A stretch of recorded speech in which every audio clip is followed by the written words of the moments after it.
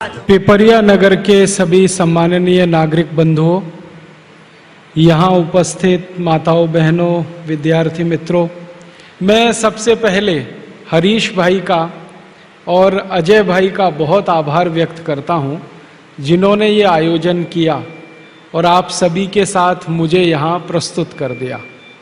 उनका विशेष आभार व्यक्त करता हूँ। उसके अलावा भारत स्वाभिमान की जो पूरी टीम है, विवेक भाई जो मेरे साथ मंच पर बैठे हैं, प्रांतीय प्रभारी, इनका आभारी हूँ। यही मुझे आपके पास तक लेके आए हैं, भोपाल से यहाँ तक। इनके सहयोगी श्री दीपेंद्र भाई का आभार व्यक्त करता हूँ। श्री प्रणपाल जी का आभारी हूँ। कमलेश गौर, उनको भी आभार देता हूँ। और अतुल शास्त्री जी, उनका भी आभार व्यक्त करता हूँ। इस पूरी टीम ने काम किया और आपसे मेरा संवाद हो सका। भारत स्वाभिमान नाम का एक अभियान पूरे देश में शुरू हुआ है 5 जनवरी 2009 से। इस अभियान में परम पूजनीय स्वामी रामदेव जी अध्यक्ष हैं, आचार्य बालकृष्ण जी इसके महामंत्री हैं और मैं इस अभियान का राष्ट्रीय सचिव हूँ। इस अभियान में पूरे भारत देश के कम से कम 2.5 से 3 लाख योग शिक्षक जुड़े हुए हैं और आने वाले समय में 11 से 12 लाख योग शिक्षक इस अभियान से जुड़ जाएंगे, ऐसी हमारी कोशिश और तैयारी चल रही है। जनवरी 2010 तक हमारे अभियान में कम से कम 11,50,000 योग शिक्षक होंगे। उसके अनुसार अभी हरिद्वार में ट्रेनिंग चल रही है, प्रशिक्षण का काम चल रहा है।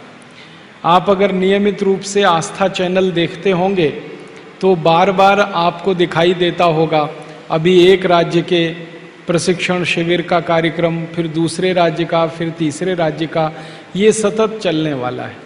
इसके पीछे दृष्टि क्या है? हमें संगठन बनाना है और 11.5 लाख योग शिक्षक तो सीधे सीधे तैयार करने हैं।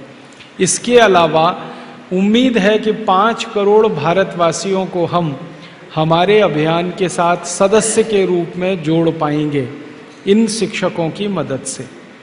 अब आप पूछेंगे कि हम क्या करने जा रहे हैं, क्यों इतना बड़ा संगठन बना रहे हैं, क्या जरूरत है भारत स्वाभिमान की। परम पूजनीय स्वामी रामदेव जी तो योग और प्राणायाम सिखाते थे, आपने देखा है, सुना है, समझा है। अब जो व्यक्ति योग शिक्षक तैयार करने में लगा हो, जिस व्यक्ति ने योग और प्राणायाम को सारी दुनिया में फिर से स्थापित करने का संकल्प ले रखा हो, उनको अचानक से ऐसा क्या हुआ कि योग और प्राणायाम के साथ देश की बात, भारत स्वाभिमान की बात और ये सब करना पड़ जाए। कारण उसका बहुत स्पष्ट है और वही बताने के लिए मैं आया हूँ। अपने भारत देश की वर्तमान जो दशा है और दिशा है, ये दोनों ही बहुत खराब है। देश की परिस्थिति ने हमको मजबूर किया है कि भारत स्वाभिमान नाम का हम अभियान शुरू करें और देश को कुछ सुधारने की कोशिश करें। आप बोलेंगे जी क्या खराबी है अपने देश में? आज़ादी आ गई है, 62 साल हो गए हैं। आज़ादी के पहले बहुत खराबियां थीं इस देश में, लेकिन आज़ादी के 62 साल के बाद भी बहुत सारी खराबियां इस देश में हैं। और आपको सुनकर हैरानी होगी कि कुछ कमियां, कुछ खराबियां हमारे देश की ऐसी हैं जो आज़ादी के 62 साल के बाद बढ़ती ही जा रही हैं, कम नहीं हो रही। जैसे आज़ादी जब आई थी तब हमारे यहाँ बहुत गरीबी थी। गरीबी के बारे में अगर मैं बात करूं तो कितनी गरीबी थी। भारत सरकार का एक बहुत बड़ा विभाग है जो हर 10 साल में पूरे देश का सर्वेक्षण करता है, जिसको आप जनगणना कहते हैं, मतगणना कहते हैं। जनगणना करने वाला भारत सरकार का जो विभाग है, उसने आज़ादी के बाद पहली बार जनगणना की थी 1951 में। तो 1951 में जब पहली बार इस देश की जनगणना हुई तो पता चला कि हमारी आबादी उस समय 34 करोड़ थी। 34 करोड़ की आबादी में 4 करोड़ भारतवासी गरीब थे, जिनको खाने के लिए कुछ नहीं था, और लगभग 4 करोड़ भारतवासी बेरोजगार थे, जिनके पास कोई काम नहीं था। आजादी जब हमें मिली तो 4 करोड़ भारतवासी गरीब और 4 करोड़ बेरोजगार, और कुल आबादी 34 करोड़। आजादी के बाद क्या होना चाहिए? आजादी के बाद अपनी सरकार बनी, सरकारों ने आपसे टैक्स लिए, टैक्स के बाद देश में बजट बने, विकास की योजनाएं चली। सबसे बड़ी विकास की योजना हमारे देश में चलती है, उसको हम पंचवार्षिक योजना कहते हैं। 5 साला योजना जो सरकार की है, ये सबसे बड़ी योजना होती है, सबसे ज़्यादा खर्चा इसमें होता है। आपको अगर अंदाज़ा लगाना हो तो पंचवार्षिक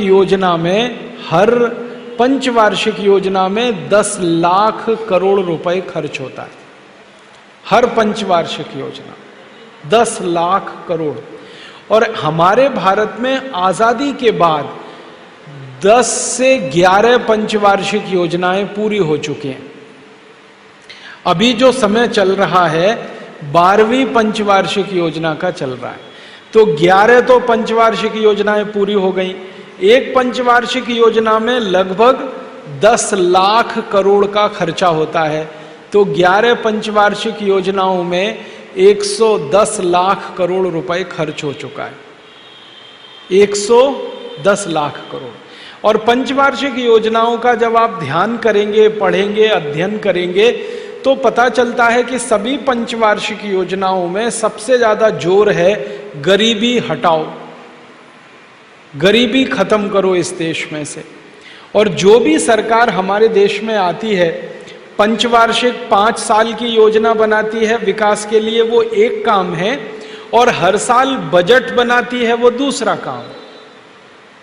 आप देखते हैं ना, हर साल बजट आता है भारत सरकार का फरवरी के महीने में, तो बजट का खर्चा साल का होता है, वो अलग है, पंचवार्षिक योजनाओं का अलग है। अगर ये दोनों खर्चे मैं मिला दूं तो अब तक 200 लाख करोड़ रुपए से ज्यादा खर्च हो चुके हैं। 200 लाख करोड़ रुपए की रकम का अंदाजा है आपको, ये कितनी बड़ी रकम है? 200 लाख करोड़। इस रकम को आप कैलकुलेटर में नहीं लिख सकते, कैलकुलेटर फेल हो जाएगा। कारण क्या है? 200 लाख करोड़ लिखने के लिए 16 अंक लगते हैं और कैलकुलेटर में सिर्फ 12 अंक आते हैं। इतनी बड़ी रकम हमने खर्च कर दी, लेकिन गरीबी दूर नहीं हुई, बेरोजगारी दूर नहीं हुई, भूखमरी हमारे देश की खत्म नहीं हुई। क्या हो गया? हमारे गांव में पानी की व्यवस्था नहीं हो पाई। आजादी के 62 साल के बाद भी इस देश में लगभग 6,38,365 गांव हैं, जिनमें से 4 लाख गांव में पीने के पानी की व्यवस्था नहीं है। करीब 2 से 2.5 लाख गांव में चलने के लिए सड़क नहीं है। लगभग 3 लाख गांव में कोई चिकित्सा केंद्र नहीं है, कोई हॉस्पिटल नहीं है, कोई डॉक्टर नहीं है।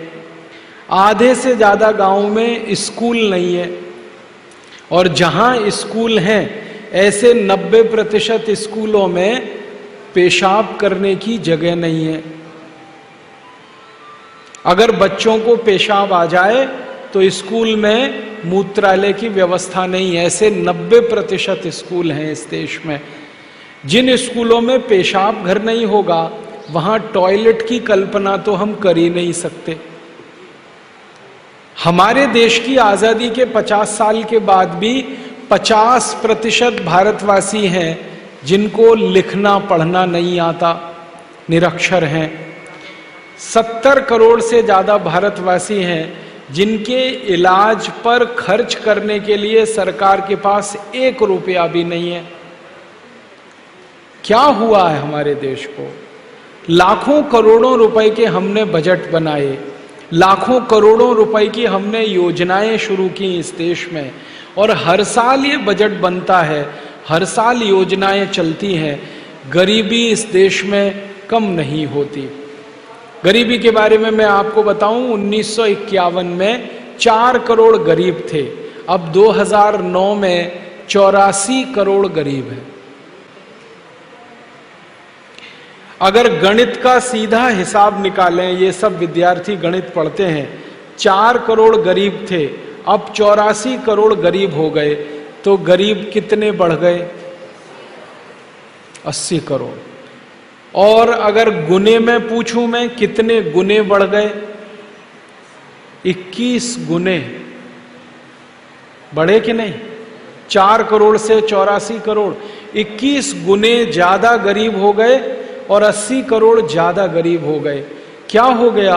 हमने तो गरीबी खत्म करने के लिए लाखों करोड़ों खर्च किए हैं, गरीबी तो बढ़ती जाती है।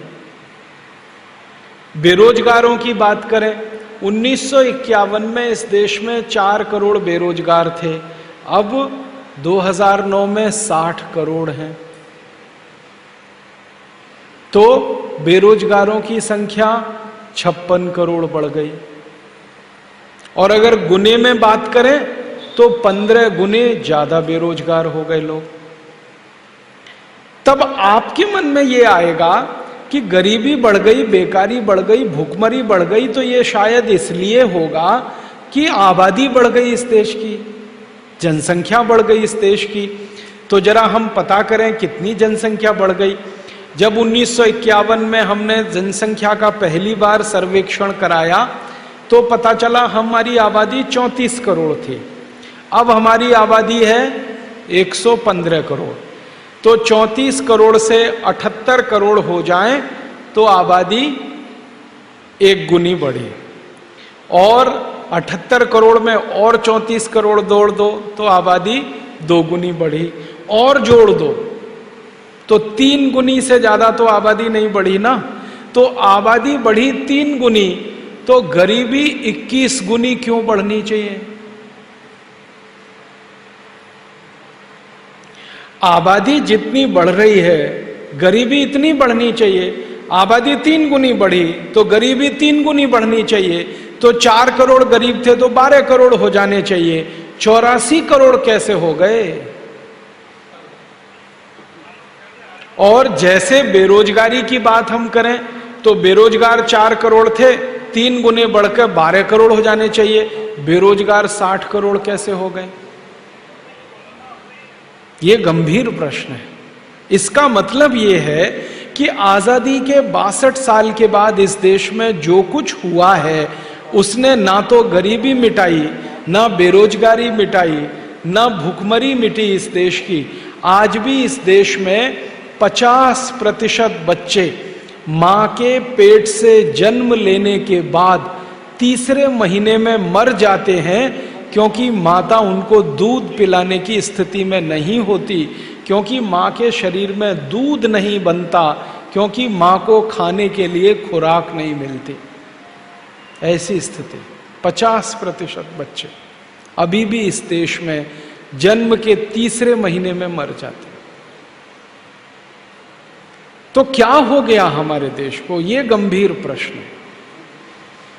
हम अक्सर आपस में चर्चाएं करते हैं, गांव-गांव जाने के लिए सड़क नहीं है, बिजली नहीं है, पानी नहीं है, हॉस्पिटल नहीं है, कोई छोटी से छोटी सुविधाएं भी हम हमारे गांव को क्यों नहीं दे पा रहे हैं?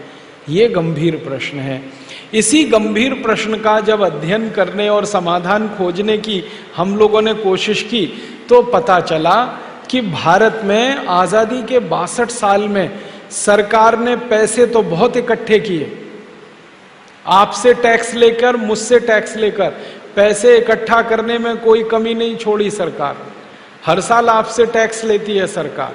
यहां कुछ उद्योगपति बैठे होंगे, व्यापारी बैठे होंगे, सरकार आपसे इनकम टैक्स ले लेती है, सरकार आपसे कॉरपोरेट टैक्स ले लेती है, एक्साइज ड्यूटी ले लेती है, वैल्यू एडेड टैक्स के रूप में पैसा ले लेती है, रोड टैक्स ले लेती है, टोल टैक्स ले लेती है, हाउस टैक्स ले लेती है। 64 तरह के टैक्स सरकार आपसे ले लेती है, उसमें कभी कमी नहीं छोड़ती सरकार।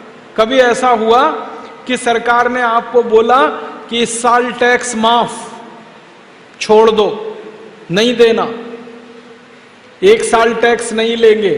कभी सूखा पड़ गया हो, किसानों के खेत में अन्न नहीं उपजा हो, तो सरकार कह देती है चलो किसानों का कर्ज माफ।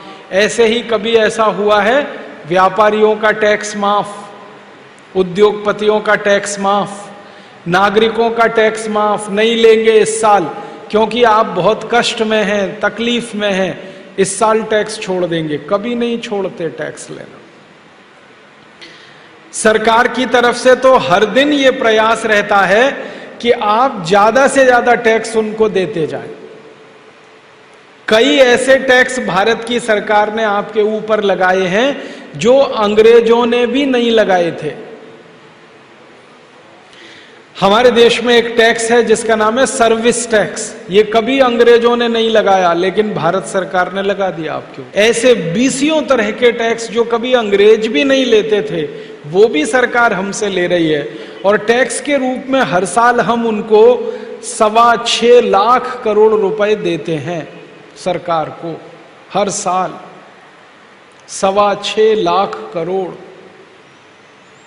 62 साल का हिसाब जोड़ें तो सैकड़ों लाख करोड़ रुपए हमने टैक्स में दे दिया। अब हमने तो टैक्स में दे दिया, क्या सोच कर दिया? आपको अगर मैं पूछूं कि आप सरकार को इनकम टैक्स क्यों देते हैं, सेंट्रल एक्साइज ड्यूटी क्यों देते हैं, सर्विस टैक्स क्यों देते हैं, वैल्यू एडेड टैक्स क्यों देते हैं, तो आप कहेंगे देश का विकास करने के लिए। और सरकार टीवी में भी आपको यही बताती है कि देश का विकास करना है तो ईमानदारी से टैक्स भरिए। विज्ञापन आता है कि नहीं? आयकर विभाग का विज्ञापन आता है, इनकम टैक्स का आता है, सर्विस टैक्स वालों का आता है। ईमानदारी से कर भरिए।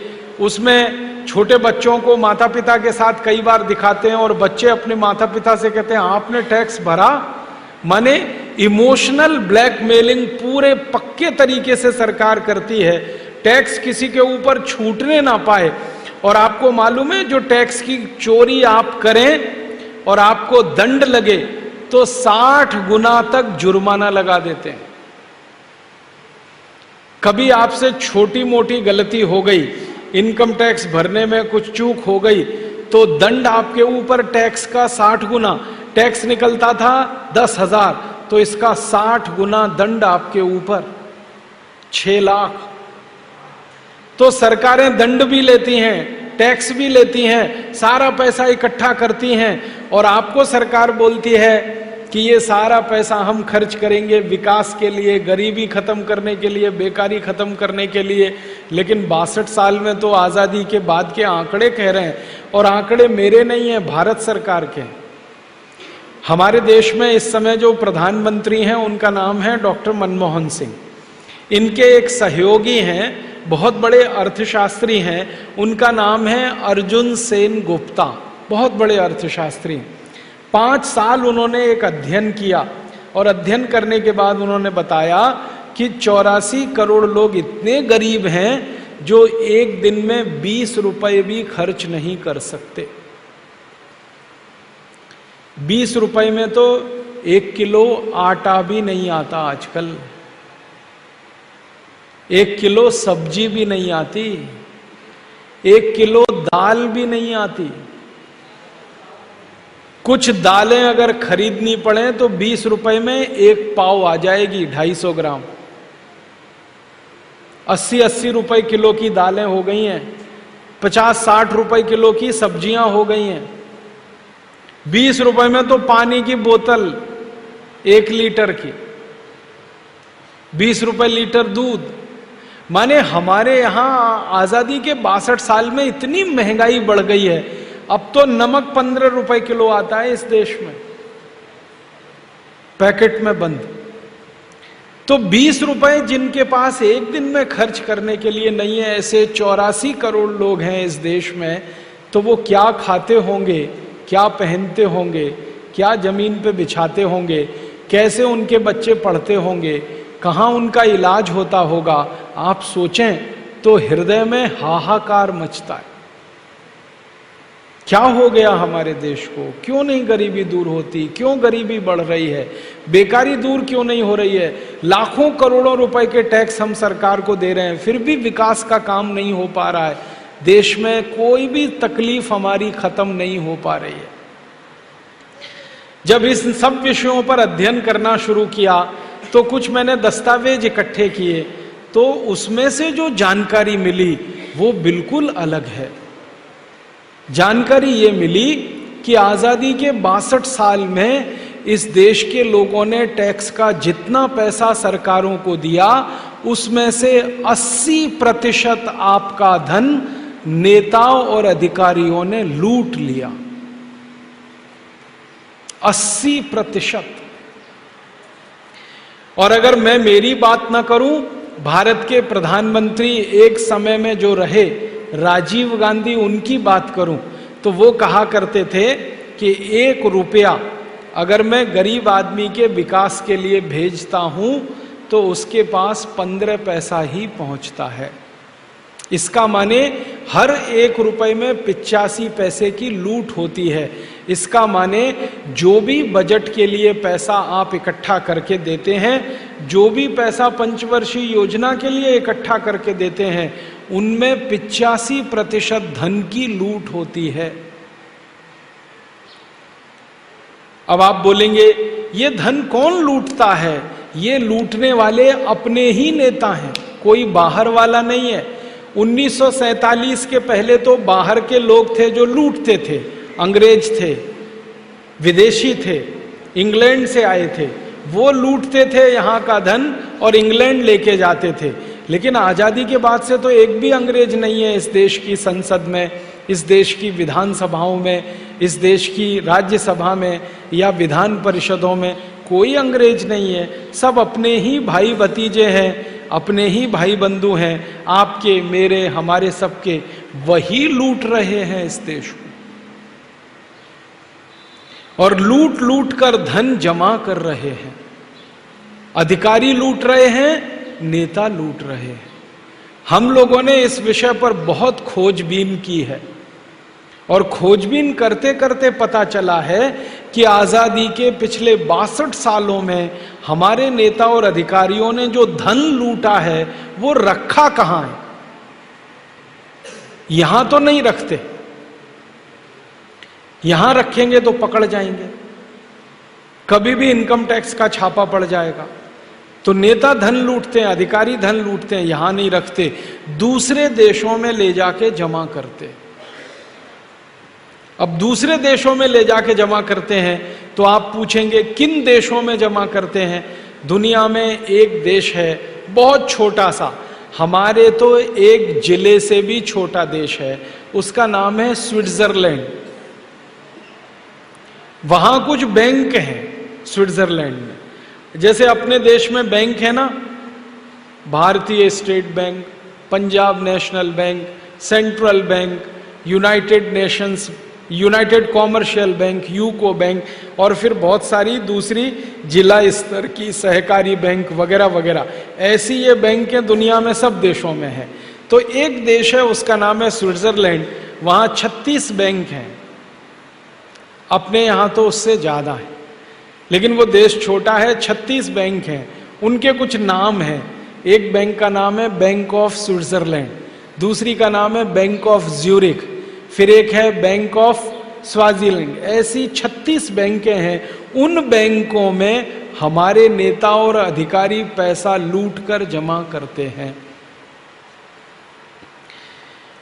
आप बोलोगे उसमें खाता खुल जाता है? हाँ, खाता खुल जाता है, कोई भी खाता खोल सकता है, लेकिन जो खाता खोलता है उसका नियम है। जैसे आप अपने स्टेट बैंक में खाता खोलें तो स्टेट बैंक वाले क्या कहते हैं? कम से कम 500 रुपए जमा करो, कहते हैं ना, तभी खाता खुलेगा। स्विट्जरलैंड के बैंकों में नियम है कम से कम $10 करोड़ जमा करो तब खाता खुलेगा, कम से कम $10 करोड़। तो इसका मतलब तो पक्का है कि स्विट्जरलैंड की बैंकों में खाता खोला है अगर किसी ने, तो कम से कम $10 करोड़ तो है उसके पास, और $1 में 50 रुपया होता है तो 10 करोड़ डॉलर का मतलब हो गया 500 करोड़ रुपया। माने 500 करोड़ रुपए से कम अगर किसी के पास है तो वो तो खाता ही नहीं खोल सकता। अब स्विट्जरलैंड की बैंकों में ऐसे 80,000 खाते खुले हुए हैं। 80,000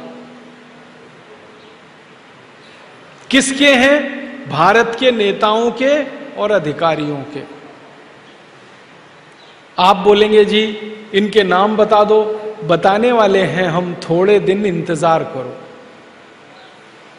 हमने पूरी खोजबीन कर ली, एक एक का नाम पता किया है, एक एक का। आप बोलेंगे कैसे पता किया? वो जो बैंक वाले हैं ना, जो खाता खुलवाते हैं, वो बताते नहीं, वो गुप्त रखते, कोई जानकारी वो देते नहीं। तो फिर हमने कैसे पता किया?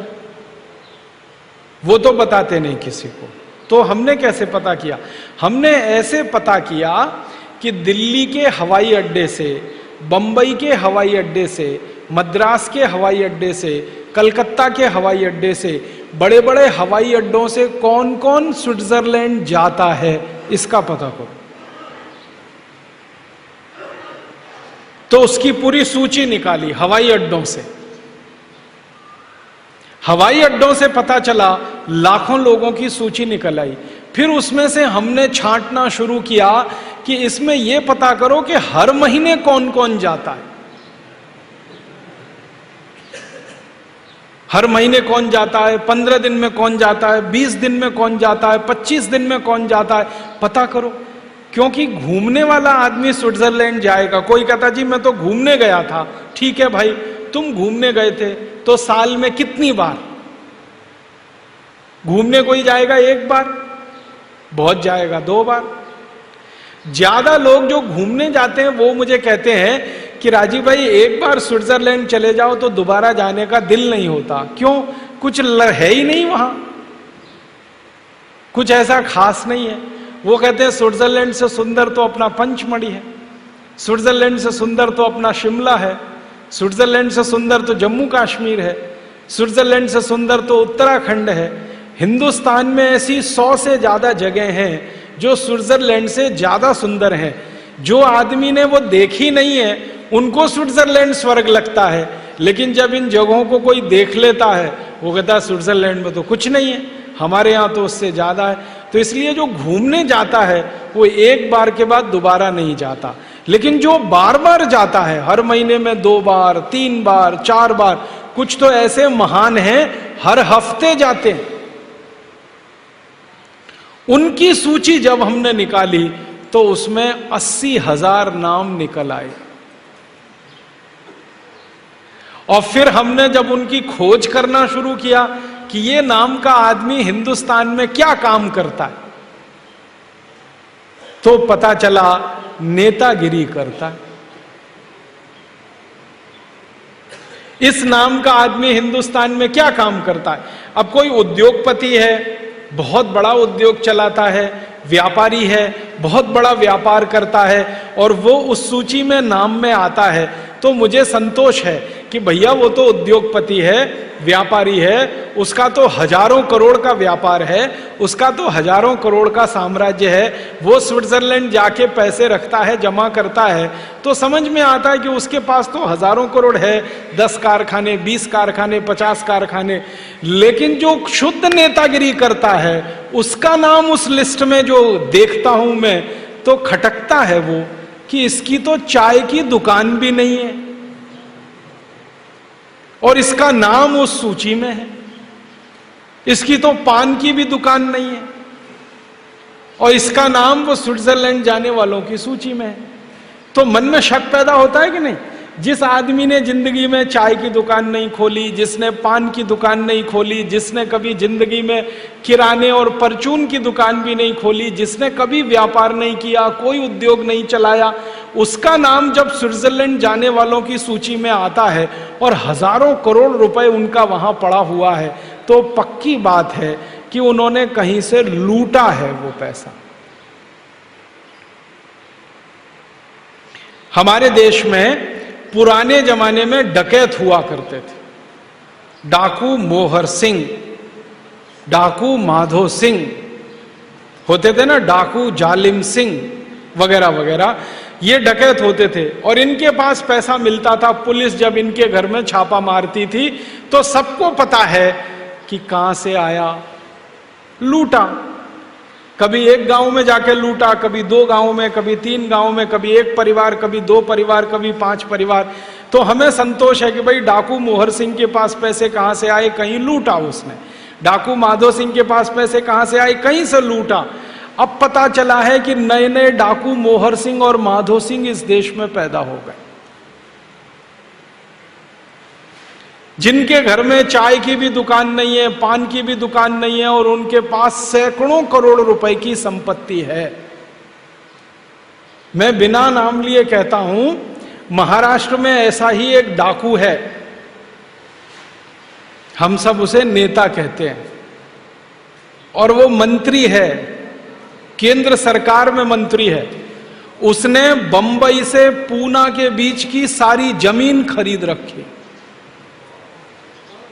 बंबई से पूना के बीच की सारी जमीन, लाखों हेक्टेयर की जमीन एक डाकू ने खरीद रखी।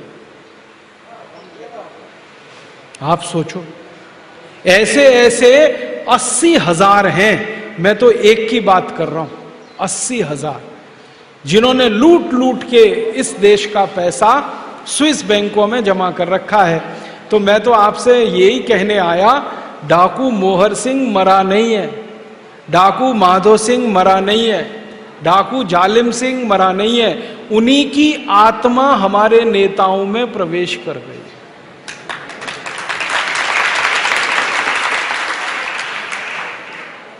अंधाधुंध लूट रहे हैं इस देश को। और आपका पैसा, मेरा पैसा, दर्द मुझे इस बात का है कि मेरा पैसा या आपका पैसा है। अगर मेरा आपका नहीं होता तो थोड़ी देर के लिए हम छोड़ देते, चलो ठीक है। मैं आप और सब मिलके जो टैक्स में दे रहे हैं उसको लूट रहे हैं। आप मालूम है कितना कितना टैक्स में पैसा देते हैं जिसको ये लूटते हैं, कैसे कैसे पैसा देते हैं आप जिसको सरकार को टैक्स के रूप में, और ये लूट लेते हैं। मैं एक उदाहरण से आपको समझाता हूं। आप दुकान में जाके कोई भी चीज खरीदो, पेन खरीदो, पेन, ये मेरे हाथ में एक पेन है, ये आप खरीद लो, 10 रुपए का कम से कम मिलेगा, कम से कम 15 का भी मिल सकता, 20 का भी मिल सकता, कम से कम तो 10 का मिलेगा। ये जो पेन बनाने वाली कंपनी के मालिक को एक बार मैंने पूछा कि तुम्हारा पेन जो 10 रुपए में मिलता है बाजार में, ये फैक्ट्री में कितने का बनता है? तो उसने कहा क्या करोगे जानकर? मैंने कहा पता होना चाहिए ना, लूट कितनी हो रही है मेरी। तो इसके मालिक ने मुझे बताया कि ये 1 रुपए में बनता है, 1 रुपए में। फिर मैंने कहा पूरा पेन? उसने कहा हाँ पूरा पेन 1 रुपए में बनता है। फिर मैंने कहा इसके अंदर की जो रिफिल है? तो उसने कहा वो 50 पैसे में। तो माने ये पेन 1.5 रुपए का है। अब 1.5 रुपए का पेन आपको 10 रुपए में क्यों मिलना चाहिए?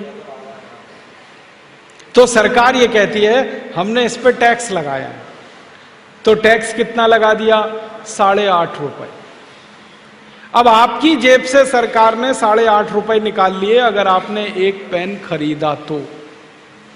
2 खरीदे तो 17 रुपए निकाल लिए, 3 खरीदे फिर 4 खरीदे और करोड़ों खरीदे तो करोड़ों रुपए निकाल लिए। तो पेन बेचा उन्होंने, दुकानदार ने ले लिया, सरकार ने उसमें से टैक्स। पेन के अलावा आप कुछ भी खरीदो, घड़ी खरीदो, घड़ी, मेरे हाथ में घड़ी है। ये घड़ी बनाने वाली कंपनी के मालिक जो मैनेजर हैं उनको एक बार मैंने पूछा बनती कितने की है? तो ये घड़ी बाजार में है लगभग 500 रुपए की, 570 रुपए की ये घड़ी है। उन्होंने कहा जी कारखाने में तो ये 65 रुपए की बनती है, सिर्फ 65 रुपए की बनती है। बाकी सब कंपनी मुनाफा लेती है, सरकार टैक्स लेती है। आप साबुन खरीदो, साबुन बाजार में तो 15 रुपए का कोई साबुन आप जब खरीदते हो उसको बनाने का खर्चा सिर्फ 2.5 रुपए आता है। आप वॉशिंग पाउडर खरीदो, वॉशिंग पाउडर तो 20 रुपए 25 रुपए किलो में जो आता है ना, उसको बनाने का खर्चा 6 रुपए आता है। अरे छोटी छोटी बातें छोड़ो, बड़ी बात करता हूं। ट्रैक्टर खरीदो, ट्रैक्टर कितने का? 5 लाख का।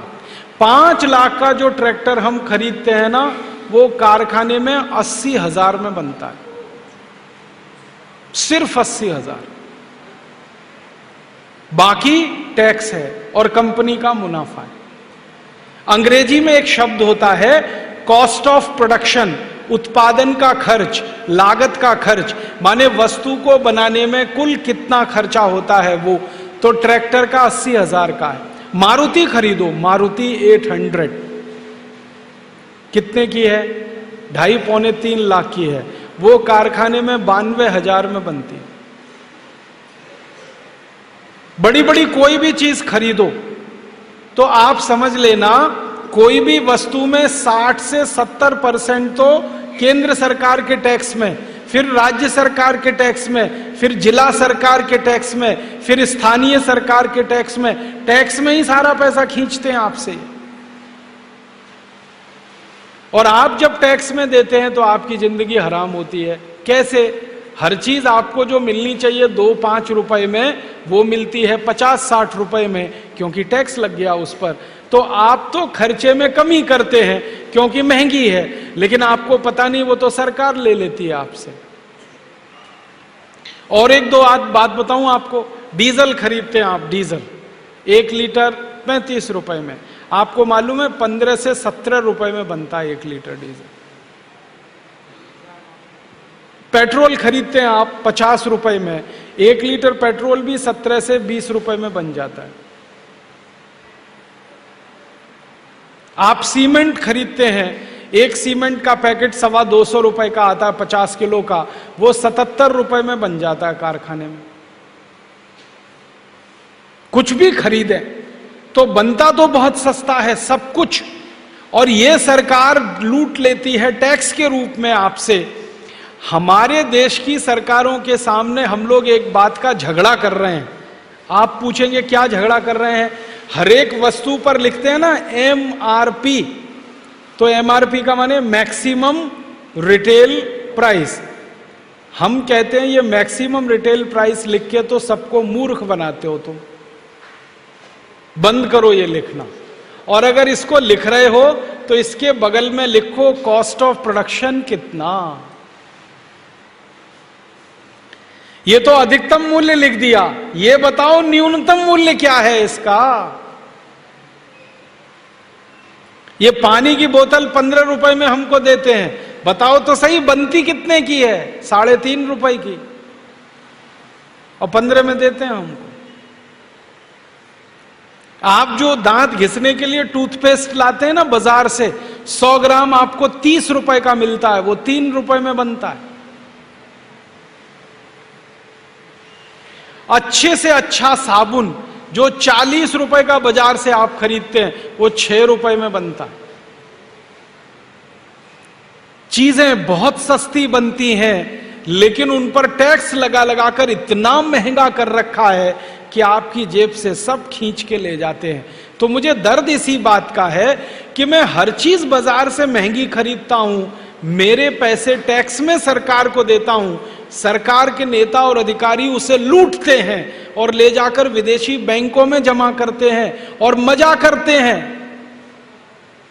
हम यहां भूखे मरते हैं, प्यासे मरते हैं, हमारे बच्चे भूखे मरते हैं, प्यासे मरते हैं, स्कूल पढ़ने नहीं जा सकते, बिना दवा के मर जाते हैं। ऐसी हमारी हालत है, और हमारे नेताओं को कभी भूख से मरते सुना? एक नेता का नाम बता दो जो भूख से मर गया हो। मैं आपको 100 के नाम बता सकता हूं जो ज्यादा खा के मर गए।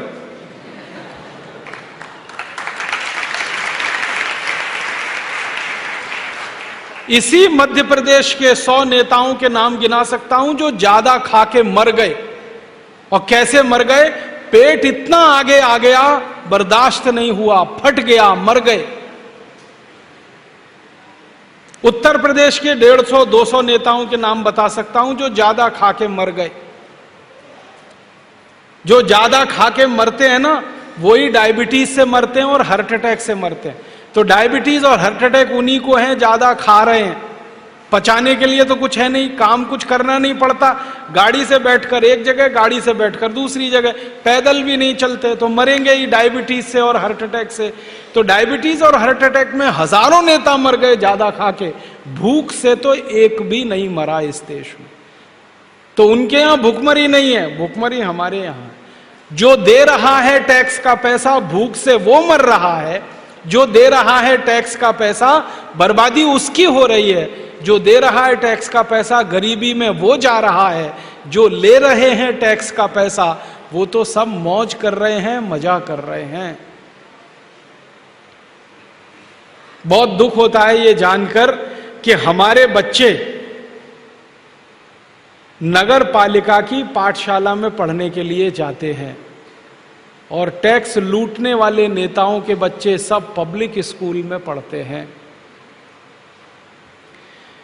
हमारे घर के लोग बीमार हो जाएं तो नगर पालिका के हॉस्पिटल में इलाज कराते हैं, जहां पर गंदगी ही गंदगी बिखरी रहती है। नेताओं के घर वाले जब बीमार पड़ें तो all India institute of medical science में जाते हैं या लंदन चले जाते हैं। उनके बच्चे अमेरिका में पढ़ें, उनके बच्चे लंदन में पढ़ें, उनका इलाज अमेरिका में हो, उनका इलाज लंदन में हो, वो सब टैक्स लेने वाले हैं। वो मालिक नहीं है इस देश के, नौकर हैं, सेवक हैं। वो मजा करें, मौज करें, और हम सब जो टैक्स दे रहे हैं, जो इस देश के मालिक हैं, वो भूखे मरें, गरीबी में रहें, बेरोजगारी में। ये कैसे चलेगा इस देश में, और क्यों चलेगा? यही प्रश्न जब बार बार हमारे मन में आता है तब हमको लगता है कि कुछ करना चाहिए, इस व्यवस्था को बदलना चाहिए। जिस व्यवस्था में नेता और अधिकारी लूटने में लग गए हों, इनको आज नहीं तो कल हटाना ही चाहिए। इसी को ध्यान में रखकर हमने भारत स्वाभिमान अभियान शुरू किया है। वरना एक सन्यासी को, एक साधु को यह सब करने की क्या जरूरत है? आप जानते हैं कोई व्यक्ति सन्यास लेता है तो किस बात के लिए? धर्म कर्म का काम करने के लिए। तो स्वामी रामदेव जी तो सन्यासी हैं, 1995 में सन्यास ले लिया, तो उनका तो मूल काम है धर्म कर्म का, लेकिन उनके दिल में आग लगी हुई है इसी बात की कि मेरे देश के टैक्स देने वाले लोग भुखमरी में रहें, मारामारी करें, जिंदगी जीने के लिए रात दिन संघर्ष करें, उनको पानी भी ना मिले, उनको बिजली भी ना मिले, उनको स्वास्थ्य ना मिले, चिकित्सा ना मिले, और टैक्स लेने वाले जो नौकर और हमारे सेवक हैं वो मजा करें, सारे पैसे को लूट लूट कर विदेशी बैंकों में जमा करें, अपने ऊपर खर्च करें। ये व्यवस्था अन्यायपूर्ण है, इसको बदलना चाहिए। और इसी व्यवस्था को बदलने के लिए हमने ये भारत स्वाभिमान अभियान शुरू किया है। नेताओं की व्यवस्था और अधिकारियों की व्यवस्था जो 62 साल से हमको लूट रही है, और लूट लूट कर वो व्यवस्था तो करोड़पति अरबपति हो रही है, हम सब रोडपति हो रहे हैं। इस व्यवस्था को बदलने के लिए भारत स्वाभिमान अभियान शुरू किया है। मैं 80,000 नेताओं की जो बार बार बात कर रहा हूं, इनकी सारी संपत्ति का हमने हिसाब निकाला तो पता चला 20 साल पहले उनके पास टूटी साइकिल नहीं थी चढ़ने के लिए, टूटी साइकिल नहीं थी। कई नेता तो ऐसे हैं इस 80,000 की लिस्ट में कि 15-20 साल पहले अपनी जेब से 2 रुपया निकालकर चाय नहीं पी सकते थे, वो इतना भी नहीं था उनके पास। और आज हिंदुस्तान की सरकारों में मंत्री हो गए, या राज्य सरकारों में मंत्री हो गए, या विधायक हो गए, या सांसद हो गए, एमएलए एमपी हो गए, उसके बाद एक एक के पास हजारों करोड़ की संपत्ति। मैं बिना नाम लिए कहता हूं आपको, महाराष्ट्र में मुंबई के 3 नेता हैं उस 80,000 की लिस्ट में। तीनों दादर रेलवे स्टेशन के बाहर बैठकर पालक बेचते थे।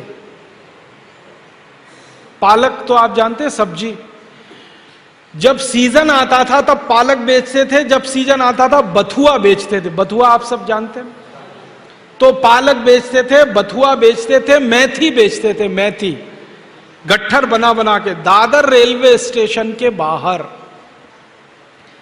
फिर कुछ बड़े नेताओं के चक्कर में आ गए, उनकी चापलूसी जी हजूरी करना शुरू किया। और हमारे देश में तो नेतागिरी ऐसे ही होती है, जो जितना बड़ा चापलूस वो उतना बड़ा नेता, और कोई योग्यता नहीं चाहिए। कोई बड़े नेता के आगे पीछे घूमना शुरू कर दो, चापलूसी जी हजूरी करना शुरू कर दो, उसको टिकट मिल जाएगा।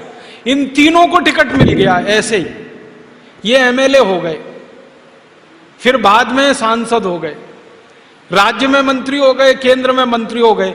और वो तीनों भाजी बेचने वाले, सब्जी बेचने वाले नेताओं की एक एक की संपत्ति इस समय 20,000 करोड़ से ऊपर की है। ताली मत बजाओ इस पे, एक एक की संपत्ति 20,000 करोड़ की। कहां से लाए भाई? तो जब भी मैं उनसे मिला और एक ही सवाल मैंने पूछा कि भाई 20 साल पहले तो आप वहां दादर में बैठ के भाजी बेचते थे। हां बेचते थे। अब 20,000 करोड़ कहां से आ गया? भाजी बेचने वाला 20,000 करोड़ 20 साल में कमा लेता है? तो कहते हैं जी ईश्वर ने दे दिया। उस ईश्वर को और बदनाम करते हैं, ईश्वर ने दे दिया। तो ईश्वर ने उनको ही दिया, आपको नहीं दिया, मुझे नहीं दिया, इतने लोगों को नहीं दिया, उन्हीं को दिया। और एक की कहानी सुनाता हूं। दो नेता 80,000 की लिस्ट में हैं।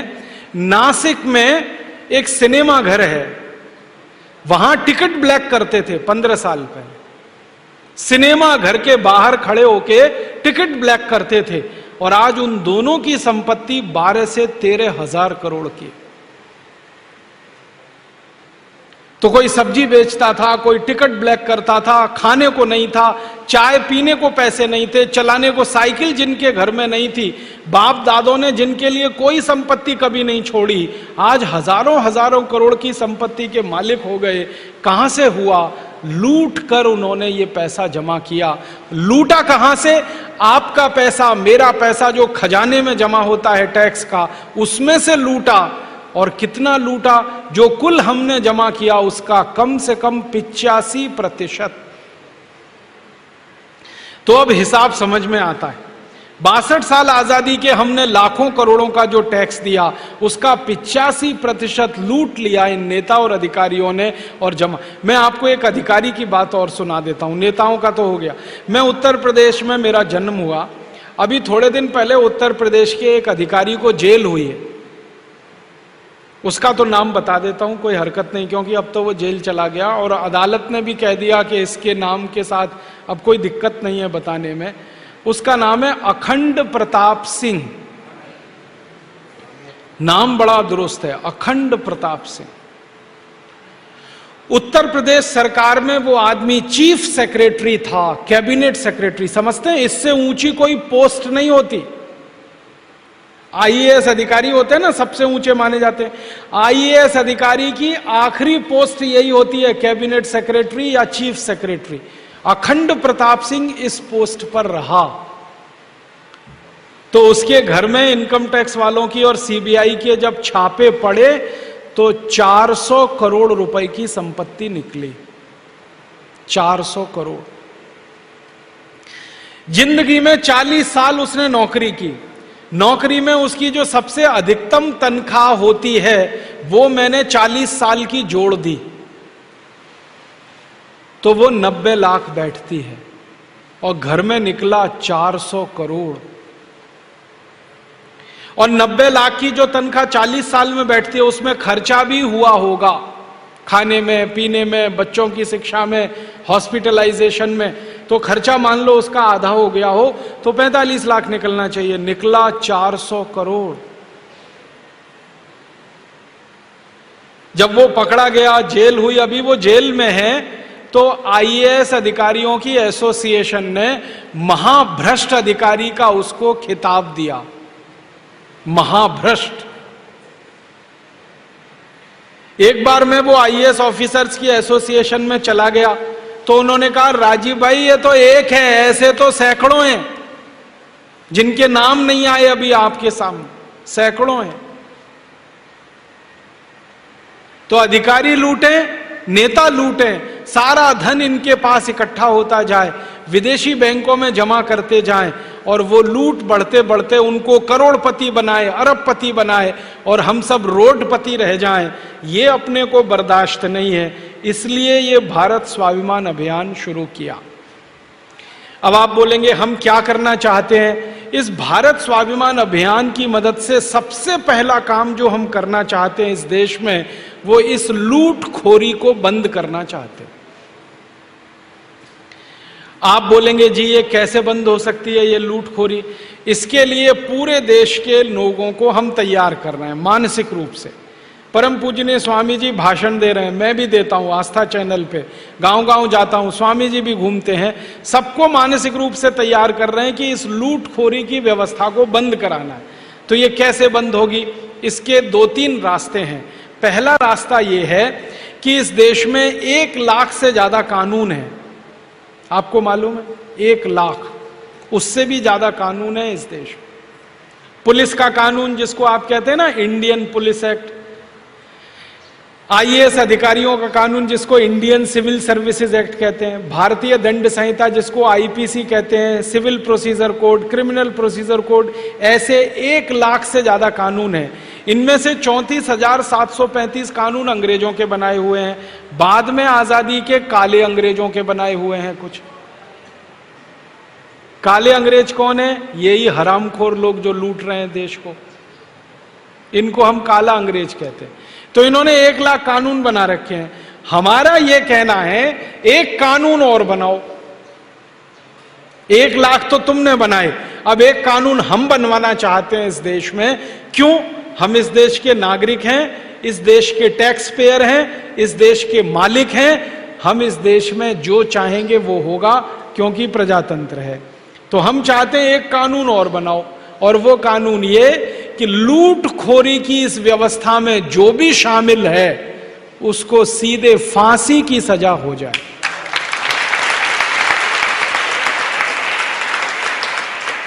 सीधे फांसी, और फांसी उसको जेल के अंदर नहीं, चौराहे पे। जेल के अंदर होगी तो कौन देखेगा? किसी को पता भी नहीं चलेगा। चौराहे पे हो, और किस चौराहे पर? जहां का वो है। मान लीजिए कोई नेता पिपरिया का है और उसने लूटखोरी किया, भ्रष्टाचार किया, तो पिपरिया के चौराहे पर फांसी हो,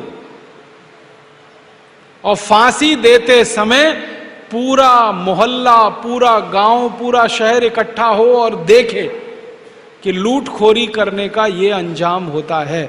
जैसे ही ये कानून बन जाएगा, लूटखोरी इस देश में से जड़ से खत्म हो जाएगी।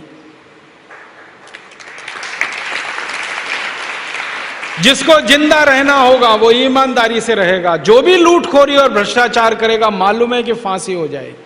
और मैं तो एक दिन स्वामी जी से कहा कि फांसी ऐसे ही नहीं देनी है, फांसी देने से पहले उल्टा लटकाना उसको, उल्टा, पैर ऊपर सिर नीचे, और आग जलानी नीचे, आग, और आग में मिर्ची का पाउडर झोंकना, उसके बाद उसको फांसी देना। आप सोचो, मेरे आपके ईमानदारी के कमाए हुए पैसे में से जो मैंने टैक्स दिया, खून पसीने का, उसको कोई लूट रहा है, तो माधो सिंह, मोहर सिंह, जालिम सिंह से कम है क्या? हम माधो सिंह, मोहर सिंह, जालिम सिंह को फांसी पे लटका सकते हैं, तो इन हरामी नेताओं को क्यों नहीं लटका सकते जो उनसे भी ज्यादा खतरनाक है? ये कानून बनवाने के लिए हमने अभियान शुरू किया है। आप बोलेंगे ये कानून बनेगा? हां बनेगा। कैसे? हम कह रहे हैं, आप भी कहिए, आपके जैसे करोड़ों लोग कहें, बन जाएगा। क्योंकि इस देश में प्रजातंत्र है, करोड़ों लोग जो बात कहते हैं वही होती है। तो हम करोड़ों लोगों को ये बात कहने के लिए प्रेरित करेंगे, और हमारी कल्पना है कि अगले 5 साल में ये कानून होना चाहिए। ये काम के लिए भारत स्वाभिमान का अभियान शुरू हुआ है। दूसरा काम क्या करना है कि भविष्य में तो लूटखोरी बंद हो, भ्रष्टाचार बंद हो। दूसरा काम यह करना है कि अब तक जो लूट लिया है इन्होंने वो भी वापस आए। 72,80,000 करोड़। और स्विट्जरलैंड के अलावा जो दूसरे देश हैं दुनिया में, वहां जो लूट कर रखा हुआ है वो करीब 35 लाख करोड़ है। दोनों मिला दें तो लगभग 110 लाख करोड़ रुपया हमारा लूटकर इन नेता और अधिकारियों ने विदेशी बैंकों में रखा हुआ है। तो हम चाहते हैं दूसरा कानून ये बने इस देश में कि 62 साल आजादी के बाद जितना पैसा भारत से लूटकर बाहर के बैंकों में जमा किया गया वो वापस भारत में आए। तो आप बोलेंगे ये कैसे हो सकता है? इसके लिए एक कानून बनाना है। वो कानून क्या कहेगा? वो कानून सिर्फ इतनी सी बात कहेगा कि 15 अगस्त 1947 के बाद जो भी धन भारत के नागरिकों का लूट के माध्यम से विदेशी बैंकों में जमा हुआ है वो भारत का राष्ट्रीय धन है, वो भारत की राष्ट्रीय संपत्ति है, वो भारत की नेशनल प्रॉपर्टी है। कानून ये बनाना है। तो आप बोलेंगे इसका फायदा क्या है? फायदा इसका ये है कि राष्ट्रीय संपत्ति राष्ट्रीय बैंकों में ही जमा हो सकती है।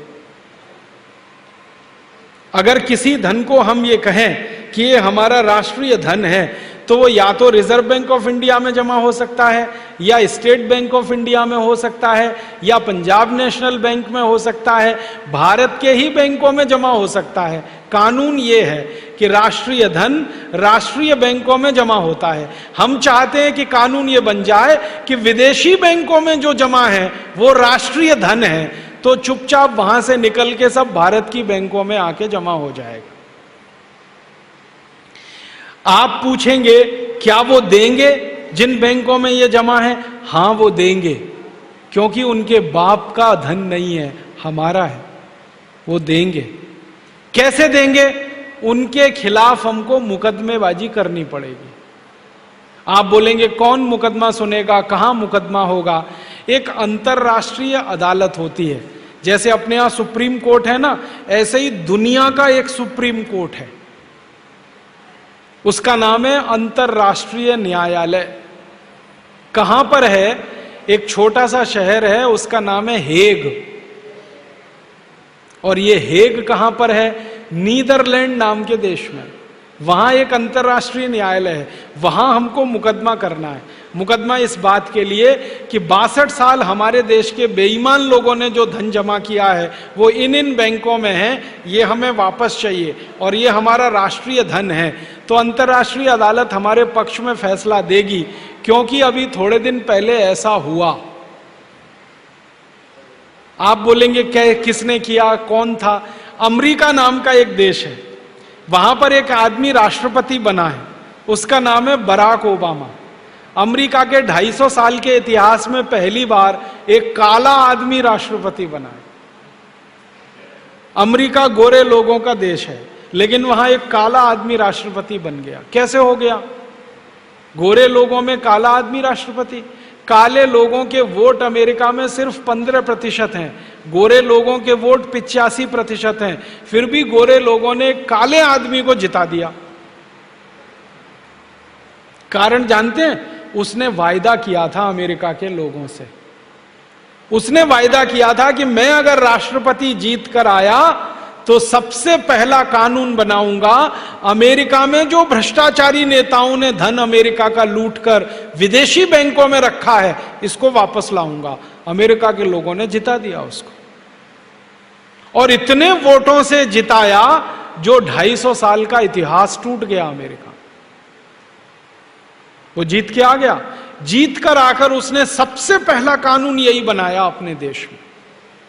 आपको मालूम है, जैसे भारत में भ्रष्टाचारी नेता हैं, अमेरिका में भी हैं। बस अंतर इतना है कि अमेरिका में भ्रष्टाचार करने वाले नेता बहुत बड़ा करते हैं, हमारे थोड़ा छोटा छोटा करते हैं। उनके यहां जब नेता लूटते हैं ना, अरबों डॉलर में लूटते। 1-1 अरब डॉलर, 2-2 अरब डॉलर, 10-10 अरब डॉलर, 1 अरब में 100 करोड़ होता है। हमारे यहाँ नेता लूटते हैं लाखों और करोड़ों में, वो अरबों में लूटते हैं। भ्रष्टाचार वहां भी है, यहां भी है, बस लूट के क्वालिटी में अंतर है, यहां कम है, वहां ज्यादा। तो उसने, ओबामा ने कहा कि मैं आऊंगा तो ये भ्रष्टाचार का धन वापस लाऊंगा। लोगों ने जिता दिया। जीतने के बाद उसने संसद में कानून बना दिया। जैसे ही कानून बना, 15 दिन के अंदर स्विट्जरलैंड की बैंकों में अमेरिका के भ्रष्टाचारी नेताओं का जितना धन था वो सब अमेरिका ने वापस ले लिया, सारा धन वापस ले लिया। थोड़े बार क्या हुआ, स्विट्जरलैंड की सरकार ने आनाकानी की, नहीं देंगे, आप क्या कर लोगे। तो उसने एक ही काम किया कि मैं क्या कर लूंगा ये बताता हूं अभी। उन्होंने कहा इराक और अफगानिस्तान 2 देशों को तबाह कर दिया है, स्विट्जरलैंड को भी कर सकता हूं। डर गए स्विट्जरलैंड वाले। और स्विट्जरलैंड के पास तो फौज नहीं है, आर्मी नहीं है। अमेरिका ने कहा एक ही मिसाइल छोड़ूंगा और ध्वस्त हो जाएगा। सोच लो, धमकी दी, दादागिरी की। स्विट्जरलैंड ने तुरंत सरेंडर कर दिया, सब पैसा उनको वापस दे दिया। मेरा ये कहना है कि अगर अमेरिका ने ये कर लिया तो हम भी कर सकते हैं। क्यों नहीं कर सकते? हम उनसे कोई कम है क्या? बराक ओबामा काला आदमी है, हम भी काले हैं। उसकी 2 आंखें अपनी भी 2 ही हैं, उसके 2 काने अपने भी 2 ही हैं। उसको जितनी अकल और बुद्धि है उतनी अपने पास भी है। क्यों नहीं कर सकते? और जब उसने करने का संकल्प किया तो भगवान ने भी मदद की उसको, इतने बड़े वोटों से जिताकर राष्ट्रपति बना दिया। हम संकल्प करेंगे तो भगवान हमारी मदद नहीं करेगा? करेगा। तो हम भी कर सकते हैं। और हमारे पास ये करने के 4 रास्ते हैं। पहला रास्ता है कि अपनी संसद से कानून बनाएं हम और इस धन को राष्ट्रीय संपत्ति घोषित करें, सारा पैसा वापस आ जाएगा। क्यों? स्विट्जरलैंड में और दुनिया के दूसरे देश की बैंकों में कानून है कि किसी भी देश की राष्ट्रीय संपत्ति उसी देश की राष्ट्रीय बैंक में ही जमा होती है, दूसरी बैंकों में नहीं हो सकती। तो ये कानून की मदद मिलेगी। दूसरा रास्ता ये है कि हम भी दादागिरी करें, और कर सकते हैं। स्विट्जरलैंड तो छोटा सा देश है, 70-80 लाख की आबादी है।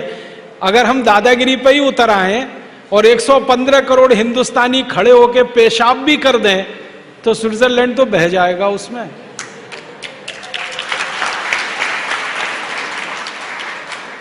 हम भी कर सकते हैं दादागिरी। हमारे पास 14 लाख की तो हमारी आर्मी है, फिर वायुसेना है, फिर जल सेना है, तो हम भी कर सकते हैं। फिर आप बोलेंगे हम दादागिरी करेंगे तो वो भी कर सकते हैं। उल्टा होने वाला है। अगर हमने दादागिरी की तो दुनिया के 50 देश हमारे साथ आके दादागिरी और ज्यादा करेंगे, क्योंकि उनका पैसा भी वहां पड़ा है। तो स्विट्जरलैंड तो अकेला पड़ जाएगा। तो दादागिरी करके हम पैसा ला सकते हैं। तीसरा रास्ता अपने पास है, अंतर्राष्ट्रीय अदालत में मुकदमा कर सकते हैं और हम इसे सिद्ध कर सकते हैं कि इन नेताओं ने कैसे लूटा ये पैसा। वो फैसला हमारे पक्ष में आ सकता है। और चौथा और आखिरी रास्ता ये है, जिसको भारत सरकार ने कहा है कि हम करेंगे, हम स्विट्जरलैंड की सरकार से ही बात करें और उन्हीं को कन्विंस कर दें, तो भी ये पैसा आ सकता है। ये चारों रास्ते हमको अपनाने हैं। पहला रास्ते पर अभी हमने चलना शुरू किया है। भारत की सरकार स्विट्जरलैंड की सरकार से बात करे और पैसे को वापस लाने की व्यवस्था करे। तो इसके लिए स्वामी जी ने ऐलान किया था चुनाव के पहले। आपको याद है कि जो नेता, जो पार्टी इस काम को करेगा उसको आशीर्वाद मिलेगा। तो आपको याद है कुछ नेताओं ने घोषणा की। किस किस ने की? सबसे पहले लाल कृष्ण आडवाणी ने कहा कि अगर मेरी सरकार आएगी मैं इस पैसे को वापस लाऊंगा। दूसरी बात फिर किसने की? राहुल गांधी ने की कि अगर हमारी सरकार आएगी तो हम भी इस पैसे को वापस लाएंगे। तीसरी बात किसने की? शरद यादव ने की कि हमारी सरकार आएगी तो हम इस पैसे को लाएंगे। चौथी बात किसने की? सीताराम येचुरी ने की। माने कम्युनिस्ट पार्टी ने की, कांग्रेस पार्टी ने की, बीजेपी ने किया, जनता दल ने कहा, समाजवादी पार्टी ने कहा, मुलायम सिंह यादव ने, अगर हमारी सरकार आएगी तो हम भी लाएंगे। कई पार्टियों ने ये बोला, तो अब हम क्या कर रहे हैं, चुनाव हो गए, सरकार आ गई और संयोग से कांग्रेस की सरकार आ गई, तो अब हम उनके पीछे लगे हैं, लाओ आपने बोला था।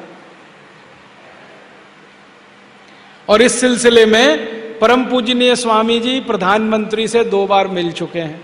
प्रधानमंत्री ने कहा है कि हम जरूर इस रास्ते के इसमें कोशिश कर रहे हैं, आप थोड़ा समय दीजिए, 3-4 महीने, हम जरूर इसको करना चाहते हैं, ये पैसा लाना चाहते हैं। तो हमने कहा ठीक है, ले आइए, बहुत अच्छा है, नहीं लाएंगे तो फिर दूसरा रास्ता अपनाएंगे। और दूसरा रास्ता आप जानते हैं क्या है, हम लोगों के सामने कहेंगे कि देखो इन्होंने कहा था, अब कर नहीं रहे हैं, तो इनको ठीक करो। लोगों के पास सबकी चाबी है, जिनको इस बार मेजॉरिटी से जिता के भेज दिया, लोगों की ताकत इतनी है कि अगली बार उनको डुबो दें। बड़े बड़े दिग्गज डूब गए इस देश में, बड़े बड़े दिग्गज। तो हम लोगों से कहेंगे डुबो दो अब इनको, ये नहीं मान रहे हैं हमारी बात। तो अभी तो वो कह रहे हैं कि हम करेंगे करेंगे, अच्छा है करो भाई, नहीं करोगे तो चैन से तो नहीं सोने देंगे, अब उनको नींद हराम तो उनकी करके रखेंगे हम। तो ये रास्ते पर अभी हम चल रहे हैं, धीरे धीरे उम्मीद है कि शायद इसी रास्ते पे चल के काम हो जाए। लेकिन इसके लिए करना क्या पड़ेगा, लोगों की ताकत हमारे साथ होनी चाहिए। जब भारत के प्रधानमंत्री से परम पूजनीय स्वामी जी बात करें तो प्रधानमंत्री को पता होना चाहिए कि ये अकेला आदमी नहीं है, करोड़ों लोग इसके साथ में हैं। वो ताकत आप हमारी बनेंगे। इसलिए मैं आपको एक विनती करने आया कि हमारे भारत स्वाभिमान की ताकत बढ़ाइए, ताकि हम ये काम जल्दी से कर सकें। करोड़ों करोड़ों लोग हमें चाहिए इस देश। और एक तीसरा काम हम करना चाहते हैं कि जो पैसा स्विट्जरलैंड और विदेशी बैंकों में वो आ गया, अगर भारत में 110 लाख करोड़ आएगा, तब इसके लिए हम क्या करेंगे, इस पैसे को भारत माता के नाम से एक ट्रस्ट बनाकर, भारत माता के नाम से एक कोष बनाकर उसमें जमा करेंगे। सरकार के खजाने में नहीं रखेंगे इस पैसे को, फिर लुट जाएगा, पता ही नहीं। और उस खजाने पर, उस कोष पर नागरिकों का नियंत्रण होगा, माने जो नागरिक हैं वो सीधे इसको कंट्रोल करेंगे। फिर आप बोलेंगे इस पैसे का करेंगे क्या? इस पैसे से सबसे पहला काम ये करना है कि गांव की जो गरीबी है वो दूर करनी है। 84 करोड़ लोग जो गरीब हैं वो सबसे ज्यादा गांव में हैं। गांव के लोगों की गरीबी दूर करनी है। कैसे दूर होगी? 6,38,365 गांव की गरीबी दूर करनी है। तो सबसे पहला काम हम ये करने वाले हैं कि ये जो 110 लाख करोड़ रुपया है, इसका खर्चा करके गांव गांव में उद्योग शुरू करने हैं। गांव गांव में उद्योग। अभी जो उद्योग हैं वो शहरों में हैं। भोपाल में उद्योग हैं, इंदौर में उद्योग हैं, ग्वालियर में हैं, उज्जैन में हैं, दिल्ली में हैं, बनारस में है, इलाहाबाद, बड़े शहरों में तो उद्योग हैं। छोटे गांवों में कुछ नहीं है, इसलिए गांव के लोगों को भाग भाग कर शहर में आना पड़ता है रोजगार के लिए। कितने दुख और तकलीफ की बात है कि कोई व्यक्ति अपना घर परिवार छोड़कर दूर शहर में जाकर नौकरी के लिए परेशान होता है, और उसकी परेशानी इतनी जबरदस्त होती है कि गांव से आदमी जब शहर चला जाता है रहने के लिए, तो शहर के सबसे गंदे इलाके में रहता है, जिसको झुग्गी झोंपड़ियां कहते हैं। उन झुग्गी झोंपड़ियों में हम पैदल नहीं निकल सकते, नाक पर रूमाल रखना पड़ता है, इतनी बदबू आती है। वहां हमारे गांव के लोगों को रहना पड़ता है सालों साल, नौकरी की तलाश में, रोजगार की तलाश में। हम इसको उल्टा करना चाहते हैं। नौकरी और रोजगार के लिए किसी को गांव से भागकर शहर नहीं जाना पड़े, गांव में ही सबको रोजगार मिले, ऐसी व्यवस्था करना चाहते हैं। तो आप बोलेंगे गांव में क्या क्या उद्योग हो सकते हैं? गांव में बहुत उद्योग हो सकते हैं। जैसे मैं नाम के लिए बताऊं, गेहूं पैदा होता है गांव में कि शहर में? गांव में। गेहूं पैदा होता है तो उस गेहूं का आटा भी बन सकता है गांव में, नहीं बन सकता? जो शहर में आटा बनाने की चक्कियां लग सकती हैं, फ्लोर मिल लग सकती है, वो गांव में भी लग सकती है? नहीं लग सकती। बिजली की व्यवस्था अगर गांव में हो जाए तो गेहूं से आटा बनाने का काम गांव में ही हो सकता है। अगर गेहूं का आटा बनकर गांव से शहर में बिकने को जाए तो गेहूं तो बिकता है 10-11 रुपए, आटा बिकता है 25 रुपए, तो किसानों को फायदा होगा कि नहीं? डबल। तो हम किसानों को क्या समझाना चाहते हैं? गेहूं पैदा करो, गेहूं मत बेचो, आटा बेचो, क्योंकि गेहूं बेचने में लाभ नहीं है, आटा बेचने में लाभ। ऐसे ही दूध कहां होता है? गांव में। जानवर सबके पास गांव में। तो हम किसानों को कहना चाहते हैं कि दूध बेचना है तो दूध मत बेचो, दूध के सामान बना के बेचो। दूध में से घी निकलता है, मक्खन निकलता है, दूध का दही बनता है। आपको मालूम है हमारे देश में एक विदेशी कंपनी है, उसका नाम है नेस्ले। वो दिल्ली के आसपास के गांव से दूध लेती है 12 रुपए लीटर, और उस दूध का दही जमाती है और उसको बेचती है 65 रुपए किलो। आजकल आपको मालूम है दही के छोटे छोटे पैकेट आने लगे, 65 रुपए किलो का दही बेच लेती है वो कंपनी दिल्ली में। दूध से दही बनाना कौन सी खास बात है बताओ जरा? कौन सी मशीन लगती है इसमें ये बताओ? कितनी पूंजी लगती है ये बताओ? 1 पैसा लगाए बिना, बिना कोई मशीन के हम दूध से दही बना सकते हैं। अब दूध से दही वो कंपनी बना सकती है तो किसान भी बना सकते हैं। तो हम किसानों को कहना चाहते हैं दूध नहीं दही बेचो, 65 रुपए किलो का बिकता है, दूध तो 12 रुपए किलो का है। दूध नहीं घी बेचो, 300 रुपए किलो बिकता है, दूध तो सिर्फ 12 रुपए किलो बिकता है। मक्खन बेचो, माने दूध से बनी हुई चीजें गांव से तैयार होकर शहरों में बिके। कपास है, कपास गांव में होती है ना, तो कपास का सूत बनाए, गांव में हो सकता है। चरखा चलाने का काम इस देश के लोगों ने बहुत समय तक किया। गांधी जी के जमाने में गांव गांव चरखा चलता था, सूत बनता था। वो सूत से कपड़ा गांव में तैयार हो तो कपास ना बिके गांव से जाकर, कपड़ा बिके गांव से जाकर। कपास बिक जाती है 10-12 रुपए में, और उसी से कपड़ा तैयार करें और वो बेचें, वो बिकता है 70-80 रुपए में। मतलब मेरे कहने का यह है कि जो कच्चा माल गांव में तैयार होता है वो सीधे गांव से बाहर ना बिके, पक्का माल वो गांव में ही बने। तो मैंने इसकी एक सूची बनाई तो पता चला 100 उद्योग हर गांव में लग सकते हैं। 100।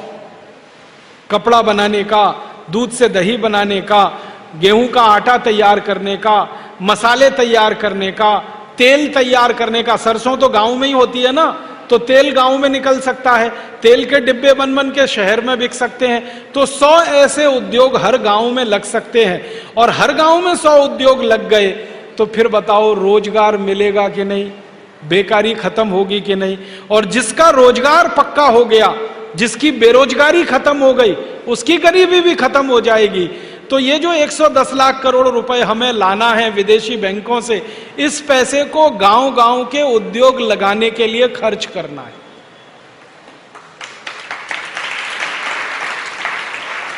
और कहां खर्च करना है?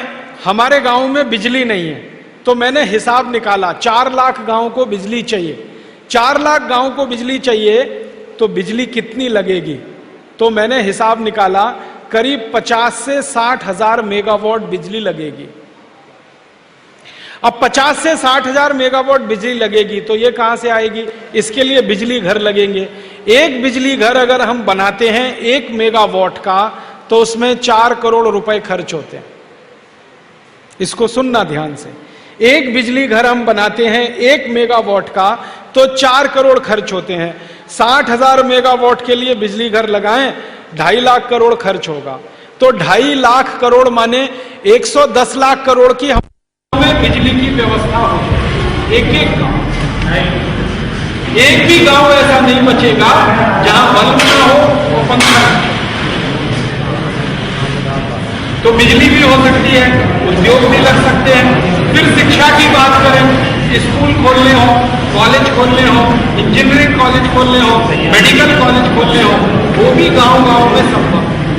सड़क बनानी हो, हॉस्पिटल बनाने हो, डॉक्टर हमें रखने हो, हमें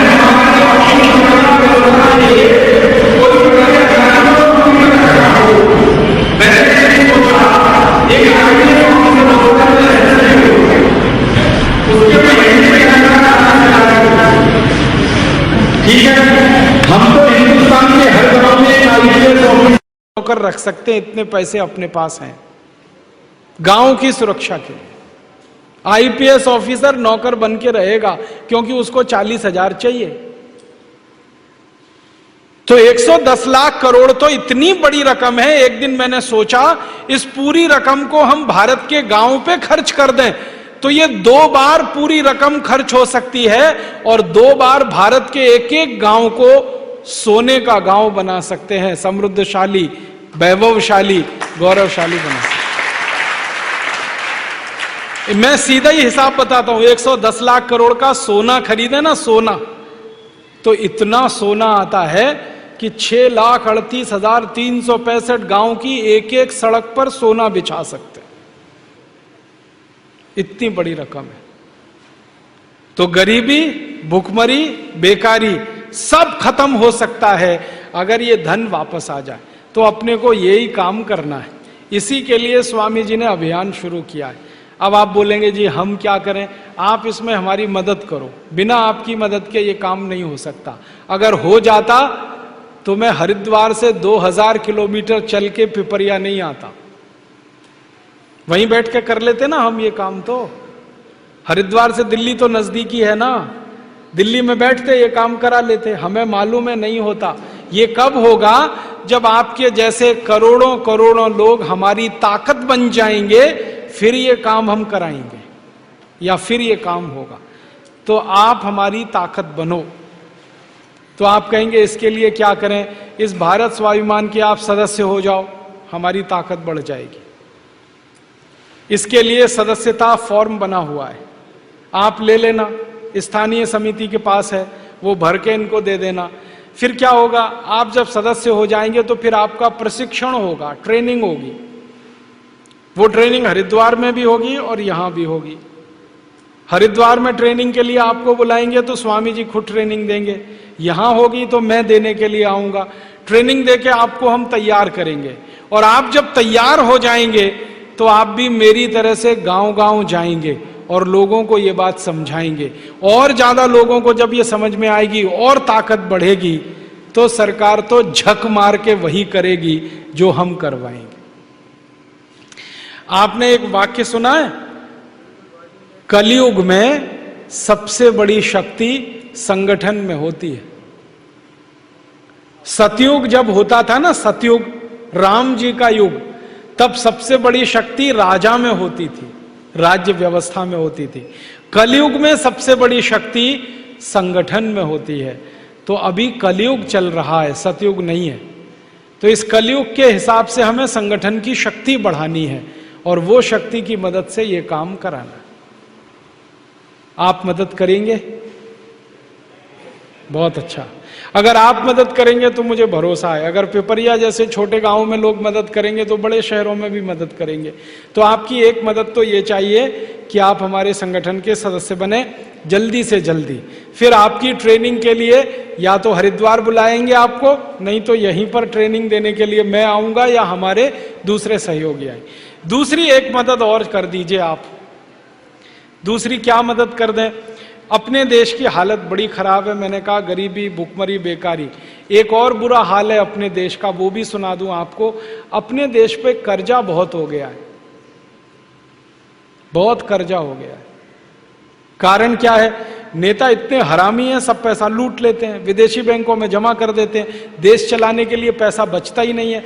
तो थोड़ा बहुत जो देश का काम होता है ना, वो सब कर्जे से होता है। कर्जा बहुत हो गया। जब हम आजाद हुए थे 15 अगस्त 47 को, तो 1 पैसे का कर्ज नहीं था हमारे ऊपर। अब 34 लाख करोड़ रुपए का कर्जा हो गया। एक एक हिंदुस्तानी पर लगभग 33,000 रुपए का कर्जा है, एक एक हिंदुस्तानी पर। इस कर्जे से देश को मुक्त कराना है, नहीं तो देश डूब जाने वाला है इसमें। यह कर्जा हमने लिया है विदेशों से बहुत सारा। अब इसमें ब्याज देना पड़ता है, ब्याज के लिए लाखों करोड़ों रुपए लगते हैं, वो आपसे टैक्स के रूप में सरकार लेती है और देती है।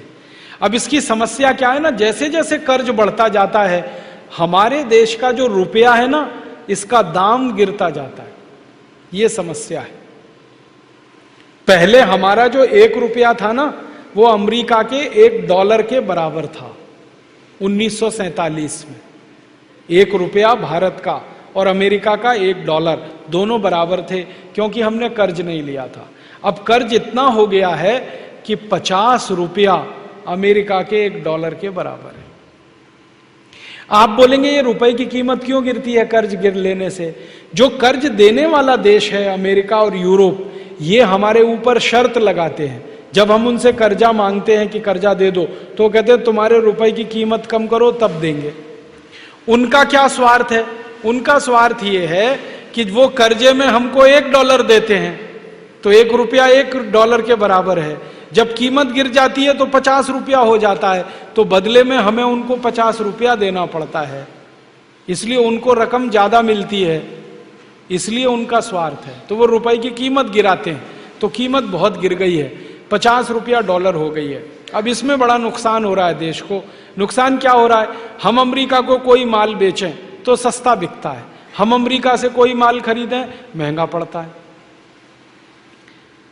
उनको तो $1 का माल है जो भारत को बेचते हैं, हमारे लिए वो 50 रुपए का बैठता है, तो हम सस्ता बेचते हैं महंगा खरीदते हैं। इसमें व्यापार घाटा होता है, घाटे की पूर्ति के लिए फिर कर्ज लेना पड़ता है। इस चक्कर में हम फंस गए। तो इसमें आप और एक मदद कर दो देश की। आप बोलोगे जी क्या मदद करें? आप ऐसे सोचो कि अपने घर पे कर्ज हो जाए तो क्या करते हैं? हमारा घर कर्जे में डूब गया, अब क्या करेंगे? तो 2 ही रास्ते हैं, या तो घर की आमदनी बढ़ाकर कर्ज को वापस करेंगे, या घर का खर्चा कम करके पैसे बचा के कर्ज वापस करेंगे। 2 ही रास्ते हैं ना, या तो घर का खर्चा कम करें या घर की आमदनी बढ़ाएं। अभी ये दोनों काम अगर हम करें तभी देश बचता है। तो मैं आपसे एक विनती करने आया हाथ जोड़कर कि अपने देश पे कर्ज बहुत हुआ है, इसको दूर करने के लिए देश की आमदनी बढ़ाएं और देश का खर्चा घटाएं। खर्चा कम हो, आमदनी ज्यादा हो। तो आप बोलेंगे खर्चा कैसे घटाएं? खर्चा घटाने का सरल तरीका यह है कि आपकी जिंदगी में फालतू फालतू काम जो आप करते हो वो मत करो, खर्चा नहीं हो। फालतू काम करना बंद कर दो, खर्चा नहीं होगा। आप बोलेंगे जी कौन से काम हैं जो हम फालतू करते हैं? सवेरे से शाम तक देखो ना कितने फालतू काम करते हो, जिनको ना करें तो भी जिंदा रह सकते हो आप। मैंने इस पे बड़ा अभ्यास किया कि एक एक आदमी इस देश में कितना पैसा बचा सकता है देश का, फालतू काम ना करे तो आप बोलो क्या क्या काम ना करें? तो छोटी छोटी बातें कहता हूं, अच्छी लगे तो आज से ही अपने जीवन में अपनाना। पहला फालतू काम जो हम सवेरे ही सवेरे करते हैं, जिसमें देश का 70,000 करोड़ रुपए खर्च हो जाता है, फालतू का है बिल्कुल, वो काम है चाय पीना। सवेरे ही उठ के चाय सुड़कने लगते, और कई तो ऐसे महान लोग हैं बिना टट्टी जाए चाय पीने लगते। वो तो मुझे कहते हैं कि चाय पियो नहीं तो टट्टी भी नहीं उतरती, संडास नहीं जा सकते, इसलिए चाय पहले पीते हैं। उनको बेड टी चाहिए, बिस्तर पे चाय चाहिए। और इसमें खर्चा कितना होता है? 1 किलो चाय 150 रुपए की है। हर साल भारत के लोग 70 करोड़ किलोग्राम चाय पी जाते हैं। सोचो कितना पैसा खर्च करते हैं फालतू में। और ये फालतू इसलिए भी है कि चाय पी पी के अपना शरीर खराब होता है। ज्यादा चाय पियोगे नशा हो जाएगा। नशा पता है किस बात का? रोज चाय पीनी पड़ेगी, एक दिन ना पिए तो सिर में दर्द हो जाएगा। बहुत लोग मुझे कहते हैं एक दिन भी चाय ना मिले तो सिर घूमने लगता है। तो ऐसा नशा किस काम का? और दूसरी समस्या, चाय पियो तो पेट खराब।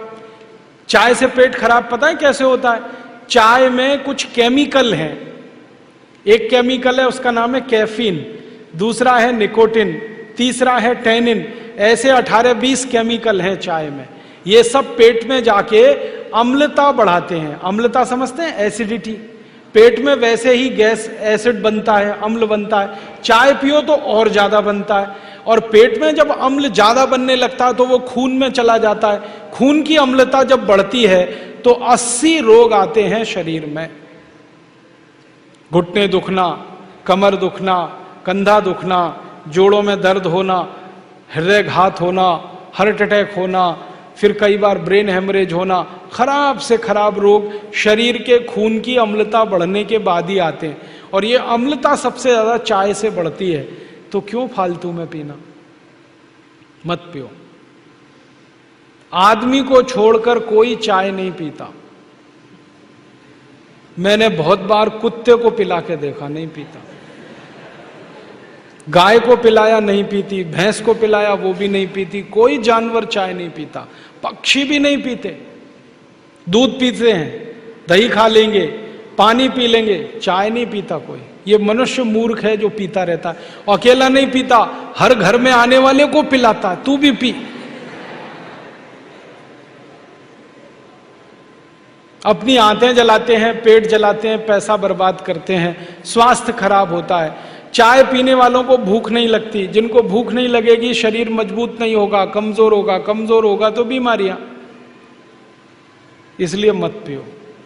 आप चाय छोड़ दो, सारा देश चाय छोड़ दे, 70,000 करोड़ रुपए देश के बचते हैं। तो आप छोड़ दो। कोई भी भारत के महापुरुष ने चाय नहीं पी कभी भी। महात्मा गांधी, सरदार पटेल, सुभाष चंद्र बोस, चंद्रशेखर आजाद, शहीद भगत सिंह, ऊधम सिंह, किसी ने चाय नहीं पी। आप क्यों पी रहे हो? बंद करो। तो आप बोलोगे फिर क्या पिए चाय की जगह? मैं आपको बताता हूं, दूध पियो। आप बोलेंगे जी दूध पीने से क्या लाभ है? 2 लाभ है। चाय बिकना अगर कम हो जाए, दूध बिकना बढ़ जाए, तो दूध बिकेगा तो जानवर ज्यादा पालने पड़ेंगे, तो मुनाफा सब किसानों को मिलने लगेगा। और चाय का मुनाफा मिलता है ज्यादा से ज्यादा विदेशी कंपनियों को। हमारे देश में जो चाय बिक रही है ना, वो सबसे ज्यादा बेचने वाली कंपनी है ब्रुक बॉन्ड, एक है लिप्टन, एक है टी सिटी, एक है आईटीसी। ये सब विदेशी कंपनियां। तो ज्यादा चाय बिकती है तो मुनाफा विदेशियों को मिलता है, ज्यादा दूध बिकेगा मुनाफा किसानों को मिलेगा। तो क्या अच्छा है? दूध बिके तो दूध पियो, चाय बंद करो। ठीक है? अब कुछ लोग कहते हैं चाय की तलब लगे तो क्या करें? उसका रास्ता मैं बताता हूं आपको, बहुत अच्छा रास्ता। पानी ले लो, खूब गर्म करो उसको, पानी को। उसमें तुलसी की पत्ती डाल दो, अदरक डाल दो, काली मिर्च डाल दो, दालचीनी डाल दो, थोड़ा गुड़ डाल दो, खूब उबाल लो और चाय की तरह से पी लो। काढ़ा बना के पी लो।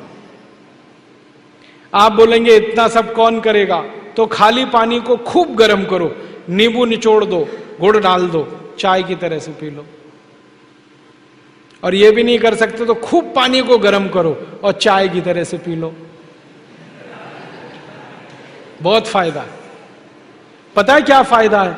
खूब गर्म पानी जब हम पीते हैं तो शरीर के अंदर चाय का जितना जहर जमा है वो सब पेशाब के रास्ते निकल जाएगा, शरीर शुद्ध हो जाएगा। चाय छोड़ दो, ठीक है?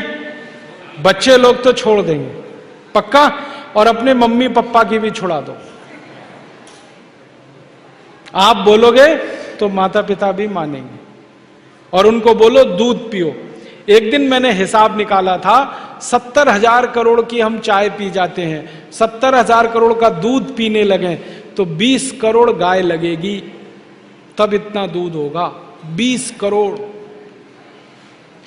और 20 करोड़ गाय आ गई मान लो, तो हर गाय साल में एक बार तो बच्चा देती है, तो इस देश में कितने करोड़ बैल हो जाएंगे।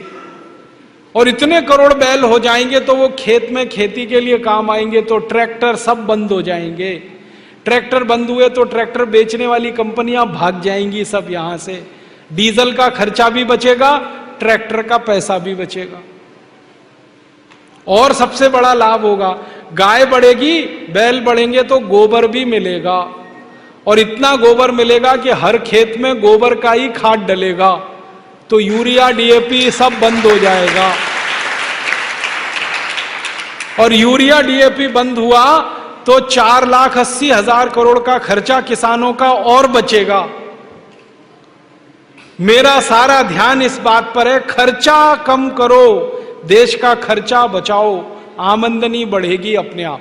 आप जानते हैं जिस घर का खर्चा कम होता है आमदनी अपने आप बढ़ जाती है उसकी, क्योंकि जो बचत है वही आमदनी हो जाती है। बात समझ में आ रही है? पिएंगे दूध कल से पक्का? हाँ। अब दूसरा एक तरीका बताता हूं खर्चा बचाने का। दांत साफ करने के लिए टूथब्रश मत करो, खर्चा बचेगा। हम आजकल टूथपेस्ट करते हैं, कॉलगेट, क्लोजअप, पेप्सोडेंट, सिबाका, फॉरेंस, ये बड़े महंगे हैं। 30 रुपए का 100 ग्राम, 300 रुपए किलो, हुआ कि नहीं? गाय का घी 200 रुपए किलो, टूथपेस्ट 300 रुपए किलो। क्या मूर्ख लोग हैं इस देश के, पढ़े लिखे सुपर इडियट। वो क्या करते हैं, 200 रुपए किलो गाय का घी नहीं खाते और 300 रुपए किलो का पेस्ट रगड़ के दांतों पे थूकते हैं। वो कहते हैं हम बड़े स्मार्ट हैं। मैं उनसे कहता हूं और स्मार्ट बनो। क्या कहते हैं, क्या करें? मैं कहता हूं ये 300 रुपए किलो का पेस्ट, इसको थूकते क्यों? इसी को रोटी पे लगा लगा के खा लो, गाय के घी से तो महंगा है। कितना फालतू खर्चा कर रहे हैं। 300 रुपए किलो का पेस्ट। मैंने एक दिन हिसाब निकाला था, एक आदमी रोज जो ब्रश करता है ना सवेरे का, तो एक बार के ब्रश में 1.5 से 2 ग्राम टूथपेस्ट इस्तेमाल होता है। तो अगर वो आदमी 60 साल तक, अपनी जिंदगी के 60 साल तक ब्रश करता रहे, तो एक आदमी का टूथपेस्ट का खर्चा 1,40,000 रुपए आता है 60 साल तक। एक पेस्ट आता है 100 ग्राम 30 रुपए का। जिंदगी में वो जितने पेस्ट इस्तेमाल करेगा 60 साल में, उसका हिसाब जोड़ा 1,40,000 के आसपास खर्चा। क्या फालतू खर्चा है, बंद करो ये, इसकी कोई जरूरत नहीं है। ब्रश को पेस्ट लगा के रगड़ने की कोई जरूरत नहीं है। फोकट का काम करो, दातुन करो, दातुन, नीम की दातुन, बबूल की दातुन, पाकड़ की दातुन, करंज की दातुन, अमरूद की भी दातुन होती है, आम की भी दातुन होती है, बबूल की दातुन, 12 तरह के पेड़ हैं, उनकी दातुन करो। Tax free, cost free, side effect कुछ नहीं है, एक्सपायरी डेट कुछ नहीं है। फोकट में मिलती है कि नहीं? एक एक दातुन तोड़ लो और दातुन तोड़ के 7 दिन तक चलाओ उसको। मैं तो एक दातुन 7 दिन कर लेता हूं। कैसे? दातुन किया, चबाया, आगे का हिस्सा काट दिया, फिर पानी में डाल के रखा, दूसरे दिन फिर कर लिया, ऐसे 7 दिन चलती है। एक बार क्या हुआ, एक आईआईटी का लड़का मुझे पूछता है, बहुत इंटेलिजेंट होते हैं आईआईटी वाले, मैं भाषण दे रहा था, कहने लगा क्या मूर्खता की काम करते हैं आप, एक दातुन को 7 दिन करते हैं। मैंने कहा भाई तू ये बता, एक टूथब्रश को कितने दिन करता है? उसने कहा मैं तो साल भर तक करता हूं। मैंने कहा तू महामूर्ख है, मैं तो 7 दिन में बदल देता हूं, तू साल भर एक ही ब्रश को रगड़ता रहता। बंद करो ये ब्रश। और ये ब्रश की मुश्किल पता है क्या है? टूथब्रश होता है ना प्लास्टिक के, उसमें ब्रसल्स होते हैं, उनको जब हम रगड़ते हैं ना तो मसूड़ों पर उसका घर्षण होता है, मसूड़े सब छिल जाते हैं, कमजोर हो जाते हैं। जिनके मसूड़े कमजोर होते हैं उनके दांत कमजोर हो जाते हैं, जिनके दांत कमजोर हैं उनकी जिंदगी में कोई आनंद नहीं है। दूसरी समस्या क्या है?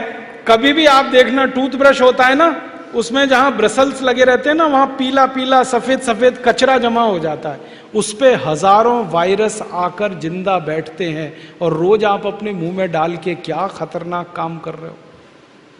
बंद करो, अच्छा नहीं है ये। और एक बात बताऊं, ये जो टूथपेस्ट है ना, टूथपेस्ट जिसको आप घिसते हो, इसमें झाग बहुत बनता है, मालूम है?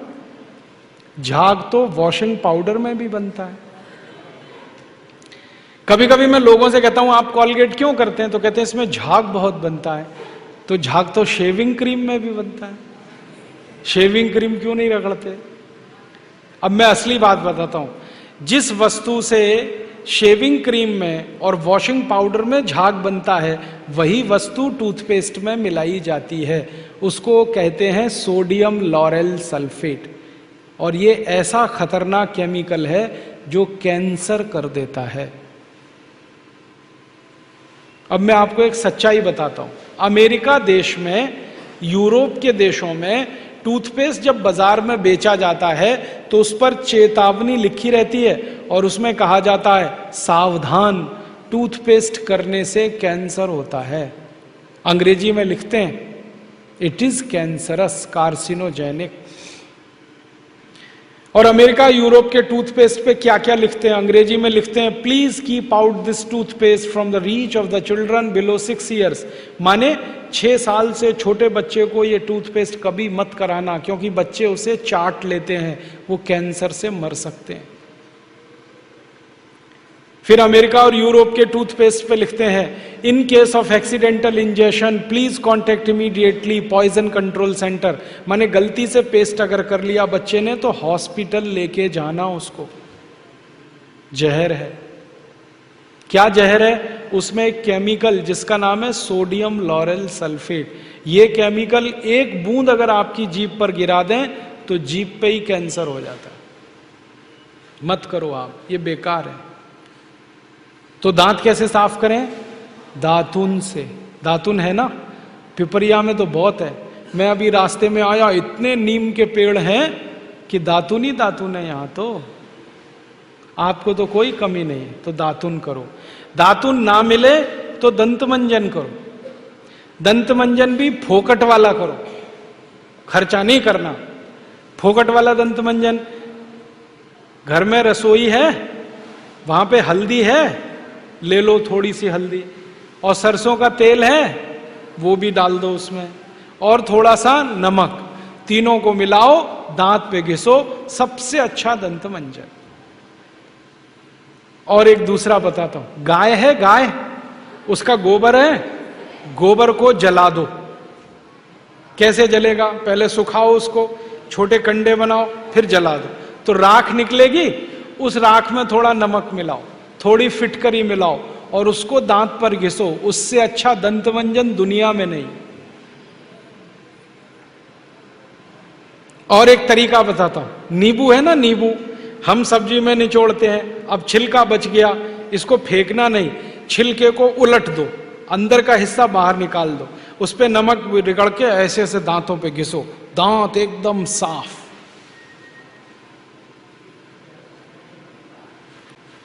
और एक दो बात बताता हूं, जिनके दांत पीले हो गए, आम का पेड़ देखा, उसका पत्ता तोड़ लो, आम के पेड़ के पत्ते को चबाओ थोड़ी देर, चबाने के बाद वो चटनी जैसा होगा, लुगदी बनेगी, उसको दांतों पे रगड़ दो, दांत एकदम किटकिट करने लगते हैं, एकदम साफ।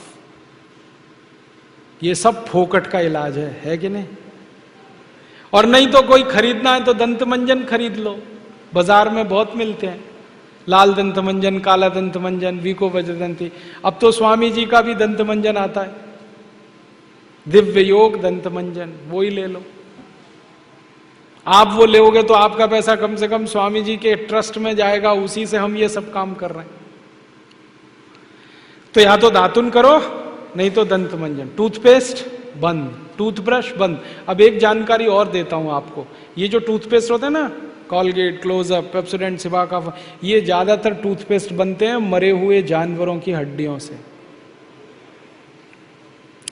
हमारे देश में हजारों कत्ल खाने चलते हैं, वहां गाय बैल भैंस को काटते हैं, उनका मांस बाजार में बिकता है। उन जानवरों की हड्डियों को टूथपेस्ट बनाने वाली कंपनियां खरीदती हैं, हड्डियों को धूप में सुखाते हैं, बोन क्रशर में डालकर पाउडर बनाते हैं, फिर उसी से पेस्ट बनता है, फिर उसी को हम मुंह में लगाते हैं रोज सवेरे ही सवेरे। और जिस दिन उपवास होता है तो जरूर भगवान की पूजा करते हैं, सवेरे सवेरे हड्डियों का चूरा मुंह में लगाते हैं। अभी कैसे प्रसन्न होंगे भगवान बताओ? बंद कर दो ये सब, अच्छा नहीं, ठीक है? तो बहुत पैसा देश का बचेगा। मैंने एक दिन हिसाब निकाला कि पेस्ट बंद कर दें, ब्रश बंद कर दें, जो पैसे बचेंगे अगर उतने से ही दातुन खरीदने लगे, 50 पैसे की एक दातुन, तो 30 लाख लोगों को दातुन बेचने का रोजगार मिल जाएगा इस देश में। आप कभी बंबई जाना, बंबई के सब रेलवे स्टेशन में दातुन बिकता है, 1 रुपए का 2, 2 रुपए का 3। ये बंबई में हो सकता है तो पिपरिया में भी हो सकता है। अब बस करना यह पड़ेगा कि दातुन करनी है तो नीम का पेड़ लगाओ, बबूल का पेड़ लगाओ, दातुन तभी मिलेगी ना। तो पेड़ भी लगाओ, हर साल कम से कम एक। है आपका जन्मदिन आता है ना, उस दिन एक पेड़ लगाओ। हम जन्मदिन मनाते हैं आजकल कैसे? केक खरीद लाते हैं, फिर मोमबत्ती लाते हैं, फिर केक के चारों तरफ लगाते हैं, फिर दिया सलाई से जलाते हैं, फिर उसी को फूंक मार मार के बुझाते हैं। क्या मूर्ख लोग हैं! उसको बुझाना था तो जलाया क्यों? हमारे घर में जलता हुआ दीपक तब बुझाते हैं जब किसी की मौत होती है। तो जन्मदिन हुआ कि मरण दिन? तो मत मनाओ। तो कैसे मनाएं जन्मदिन? एक पेड़ लगाओ उस दिन। और मैं तो ये कहूंगा जितने जन्मदिन हो गए ना उतने पेड़ लगाओ।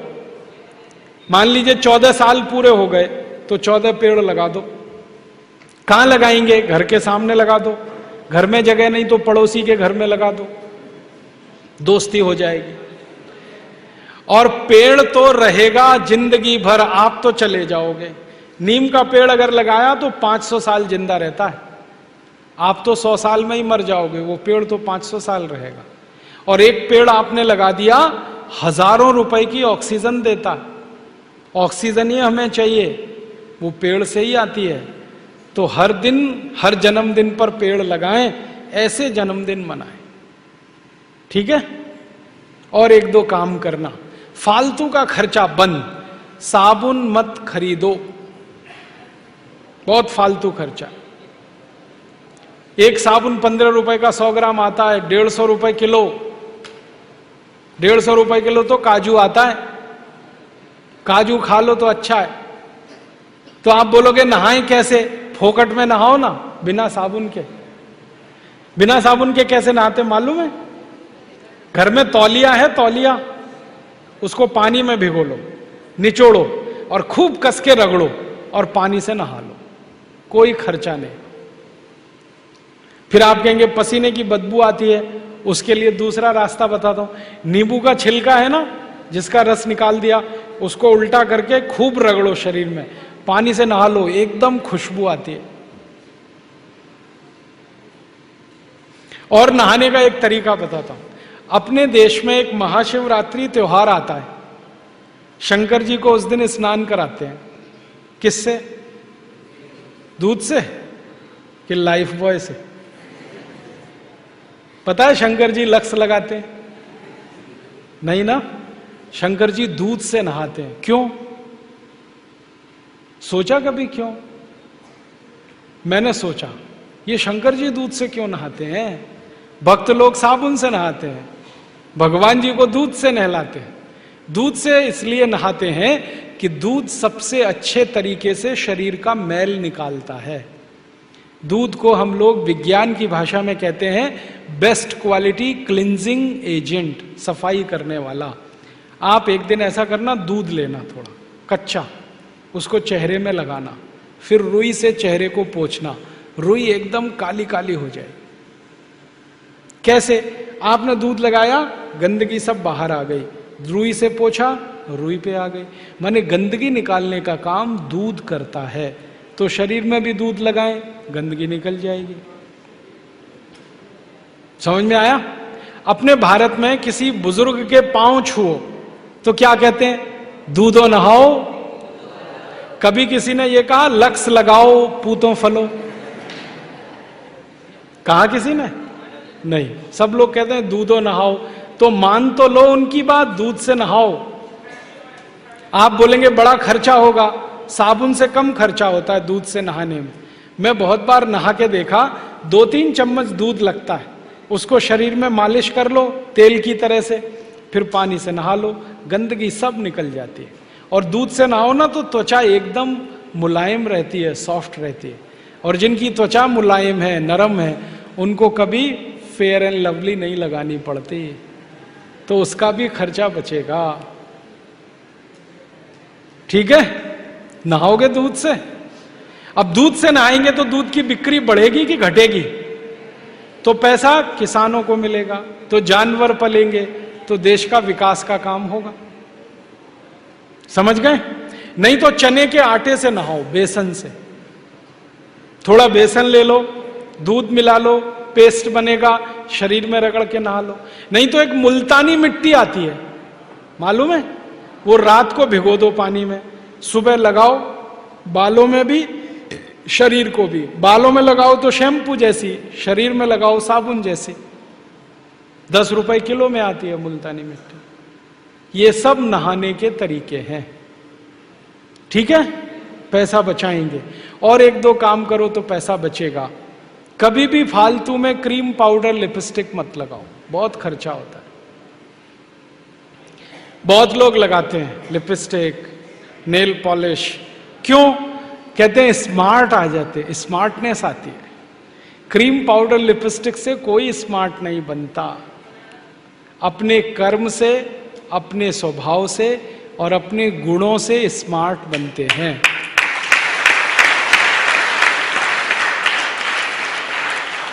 कोई नहीं बनता क्रीम पाउडर लिपस्टिक से। फालतू में मत खर्चा करो, बहुत फालतू खर्चा है। और पाउडर वाउडर भी मत लगाओ। आप बोलेंगे क्यों? हम जब पाउडर लगाते हैं ना तो शरीर के छोटे छोटे रोम छिद्र हैं, पसीना निकालने वाले, वो सब बंद हो जाते हैं, पाउडर भर जाता है उनमें, फिर बीमारी शुरू हो जाएगी। जो ज्यादा पाउडर लगाएंगे कील मुहासे भी उनको ही आते हैं, क्योंकि कील मुहासे का कचरा निकलने के लिए जो छिद्र हैं वो बंद हो जाते हैं। मत लगाओ। तो फालतू खर्चा नहीं करना। अपने को सवेरे से शाम तक ये देखना कहां कहां खर्चा बचा सकते हैं। एक और खर्चा बचा सकते हैं, बीमार पड़े तो दवा खाने के लिए चले गए, अब बीमारी में गोलियां खरीद लाए, कैप्सूल खरीद लाए, इंजेक्शन ले आए। मेरा ये कहना है कि बीमार पड़ो तो रसोई घर की दवा कर लो, खर्चा नहीं है ज्यादा। सर्दी जुकाम हुआ तो अपने रसोई घर में हल्दी है, हल्दी को दूध में खूब गर्म करके पी लो, सर्दी जुकाम ठीक। खांसी हो गई तो अपने रसोई घर में अदरक है, अदरक का रस निकालो, थोड़ा गुड़ मिला के या शहद मिला के गर्म करके पी लो, खांसी ठीक हो गई। ज्यादा खांसी हो गई तो तुलसी का रस निकाल दो, अदरक का रस निकाल लो, शहद मिला के पी लो। बुखार बहुत आ गया तो दालचीनी का पाउडर और तुलसी ले लो, खूब उबाल के काढ़ा बना के उसे पी लो। एक भी बीमारी के लिए दवा खाने की जरूरत नहीं। पेट खराब हो गया, दस्त बहुत हो रहे हैं तो जीरा ले लो और फंकी मारो, चबा के खाओ, दस्त एकदम बंद हो जाते हैं। कच्चा दूध ले लो, नींबू निचोड़ के पी लो, एक ही बार में दस्त बंद हो जाते हैं। सब बीमारियों का इलाज रसोई घर में है, एक भी खर्चा करने की जरूरत नहीं है। अपने जो दादा दादी है, नाना नानी है, सबको मालूम है, लेकिन हम उनसे पूछते नहीं हैं। डॉक्टर से पूछने के लिए जाते हैं, पैसे भी देते हैं डॉक्टर को, खर्चा भी करते हैं। दादा दादी से पूछ लो, नाना नानी से पूछ लो, सबको मालूम है ये इलाज। और एक छोटी सी बात याद रखो कि बीमारी मत पड़ो तो दवा का खर्चा ही नहीं। आपको मालूम है स्वामी रामदेव जी सालों साल से बीमार नहीं पड़े, तो आप भी मत पड़ो। वो क्या करते हैं? रोज प्राणायाम करते हैं, योग करते हैं, आप भी कर लो। थोड़ी देर प्राणायाम कर लिया करो। सीखना है तो सिखाने वाले यहां योग शिक्षक हैं, प्राणायाम सीख लो थोड़ा। 15-20 मिनट भी अगर रोज कर लिया, आधा घंटे करें तो बहुत अच्छा है। 15-20 मिनट भी रोज कर लें तो बीमारी नहीं आती। बीमारी नहीं आएगी, दवा का खर्चा नहीं, दवा का खर्चा बचेगा तो देश का पैसा बचेगा। एक दिन हमने हिसाब निकाला, सब लोग बीमार पड़ना बंद करें तो 6 लाख करोड़ रुपए देश का बचता है। जिस घर पर कर्ज होता है ना, उसका एक एक पैसा बचाना चाहिए। देश पर कर्ज हो गया है, देश का पैसा बचाना चाहिए। और बीमार ना पड़े उसके लिए 4 मोटी मोटी बातें हमेशा याद रखना। मैं उनका पालन करता हूं, आप भी करना। योग प्राणायाम रोज करना। खाना खाने के बाद पानी नहीं पीना कभी भी, 1 घंटे बाद पीना, कभी बीमार नहीं पड़ोगे। क्योंकि हम जो खाना खाते हैं ना, उसका पाचन होना बहुत जरूरी है। खाने को पचाने के लिए पेट में अग्नि जलती है, उसको जठर अग्नि कहते हैं। खाना खाते ही वो जलना शुरू हो जाती है। हम गटागट पानी पी लेते हैं, वो अग्नि शांत हो जाती है, फिर खाना पचता नहीं, फिर खाना सड़ता है, और सड़ा हुआ खाना सैकड़ों बीमारियां पैदा करता है। इसलिए खाने के बाद पानी मत पियो 1 घंटे तक। और पानी को जब भी पियो तो घूट घूट भर के पियो, थोड़ा थोड़ा। क्यों? मुंह में लार बनती है ना, ये पानी में मिलके पेट में जानी चाहिए। मुंह की लार जो है ना क्षारीय है, पेट में अम्ल बनता है। क्षार और अम्ल दोनों मिलें तो एक दूसरे को न्यूट्रल कर देते हैं। जिनका पेट न्यूट्रल होता है वो कभी बीमार नहीं पड़ते। इसलिए पानी घूट घूट पियो। तीसरा तक काम करो, कभी भी ठंडा पानी मत पियो। हमेशा पानी सादा या गुनगुना पानी पियो। फ्रिज का पानी मत पियो, क्योंकि ठंडा पानी पीते ही गड़बड़ होती है। हमारा पेट गर्म है, पानी हमने ठंडा पी लिया, अब पानी को गर्म करना पड़ता है पेट में। उसके लिए खून की जरूरत पड़ती है। सारे शरीर का खून पेट में आ जाता है तो शरीर के दूसरे अंगों को खून की कमी पड़ती है, उसके कारण शरीर के अंग खराब होते हैं। इसलिए ठंडा पानी मत पियो, सादा पानी पियो, मिट्टी के घड़े का पी सकते हैं। और आखिरी नियम है, सवेरे सवेरे सोकर उठो, सबसे पहले पानी पियो। मुंह धोने से पहले पानी पियो, संडास जाने से पहले, टॉयलेट जाने से पहले पानी पियो। पानी पिए के अगर आप टॉयलेट जाओगे, पेट एकदम से साफ होगा। और जिनका पेट एक बार सुबह साफ होता है वो बीमार नहीं पड़ते। आप जानवरों को देखो, जानवर जब खाना खाते हैं ना, कोई पानी नहीं पीता, हमेशा 3-4 घंटे के बाद पानी पीते हैं। चिड़िया भी दाना चुगती है सुबह सुबह, पानी पीती है 10-11 बजे। पक्षी और पशु सब पानी खाने के 2-3 घंटे बाद पीते हैं। और कोई पशु पक्षी ठंडा पानी नहीं पीता, बर्फ नहीं खाता, आइसक्रीम नहीं खाता। आप क्यों खा रहे हो? नहीं खाना, गला खराब होता है। फालतू खर्चा कम करो, पैसे बचा के स्वस्थ रहो। हम स्वस्थ रहेंगे, परिवार स्वस्थ रहेगा, देश स्वस्थ रहेगा, 6 लाख करोड़ रुपया बचेगा। और मैंने सवेरे से शाम तक का हिसाब बताया। चाय कॉफी बंद करें, टूथपेस्ट बंद करें, साबुन वगैरह विदेशी ना लगाएं, तो इसमें 2,32,000 करोड़ का खर्च बचता है। अब 6 लाख करोड़ दवा से बचा लें, 2,32,000 करोड़ इससे बचा लें, 3-4 साल में इतनी बचत हम कर सकते हैं कि कर्ज पूरा चुका सकते हैं। और कर्ज चुक गया तो रुपया और डॉलर बराबर हो जाएगा, 1 रुपया 1 डॉलर। फिर हम अमेरिका को 1 रुपए का माल बेचेंगे तो 1 डॉलर आएगा, 50 रुपए का नहीं बेचना पड़ेगा। हमारी आमदनी पूरे देश की रुपया डॉलर बराबर होते ही 50 गुनी आमदनी बढ़ जाएगी देश की, जिसको हम एक्सपोर्ट इनकम कहते हैं, निर्यात की आमदनी कहते हैं। और जिस देश की आमदनी 50 गुनी बढ़ जाए और जिस देश का खर्चा 50 गुना कम हो जाए, वो देश तो सोने की चिड़िया अपने आप हो जाएगा। बात समझ में आई? तो यही सब बातें कहकर मैं आपका आभार व्यक्त करता हूं, धन्यवाद देता हूं। आपने इतना सब धीरज और शांति से सुना। अगर ये बातें आप दूसरों को सुनाएंगे तो और भी आभारी रहूंगा। एक चलते चलते छोटी बात किसानों के लिए कहना चाहता हूं। अगर यहाँ कोई किसान भाई हैं, खेती करते हैं, तो उनसे मेरा निवेदन है कि वो भी खर्चा घटाएं, अपना खेती का खर्चा घटाएं। तो खर्चा कैसे घटेगा? यूरिया डीएपी डालना बंद कर दें, बहुत खर्चा घटेगा। और दवा छिड़कते हैं जो खेत में पेस्टिसाइड, वो बंद कर दें। तो आप बोलेंगे फिर क्या करें? यूरिया डीएपी बंद करके गाय का गोबर, भैंस का गोबर खेत में डालें, अब आप बोलेंगे गोबर और कैसे डालें खेत में? बहुत सरल तरीका है उसका। 1 एकड़ खेत अगर आपके पास है तो 10 किलो गोबर ले लो किसी भी जानवर का, 10 लीटर मूत्र ले लो किसी भी जानवर का, गाय बैल भैंस का, दोनों को मिला लो, उसमें 1 किलो गुड़ डाल दो, गुड़, और 1 किलो दाल का आटा, और 1 किलो मिट्टी, खेत की मिट्टी, मेड़ की हो तो बहुत अच्छा।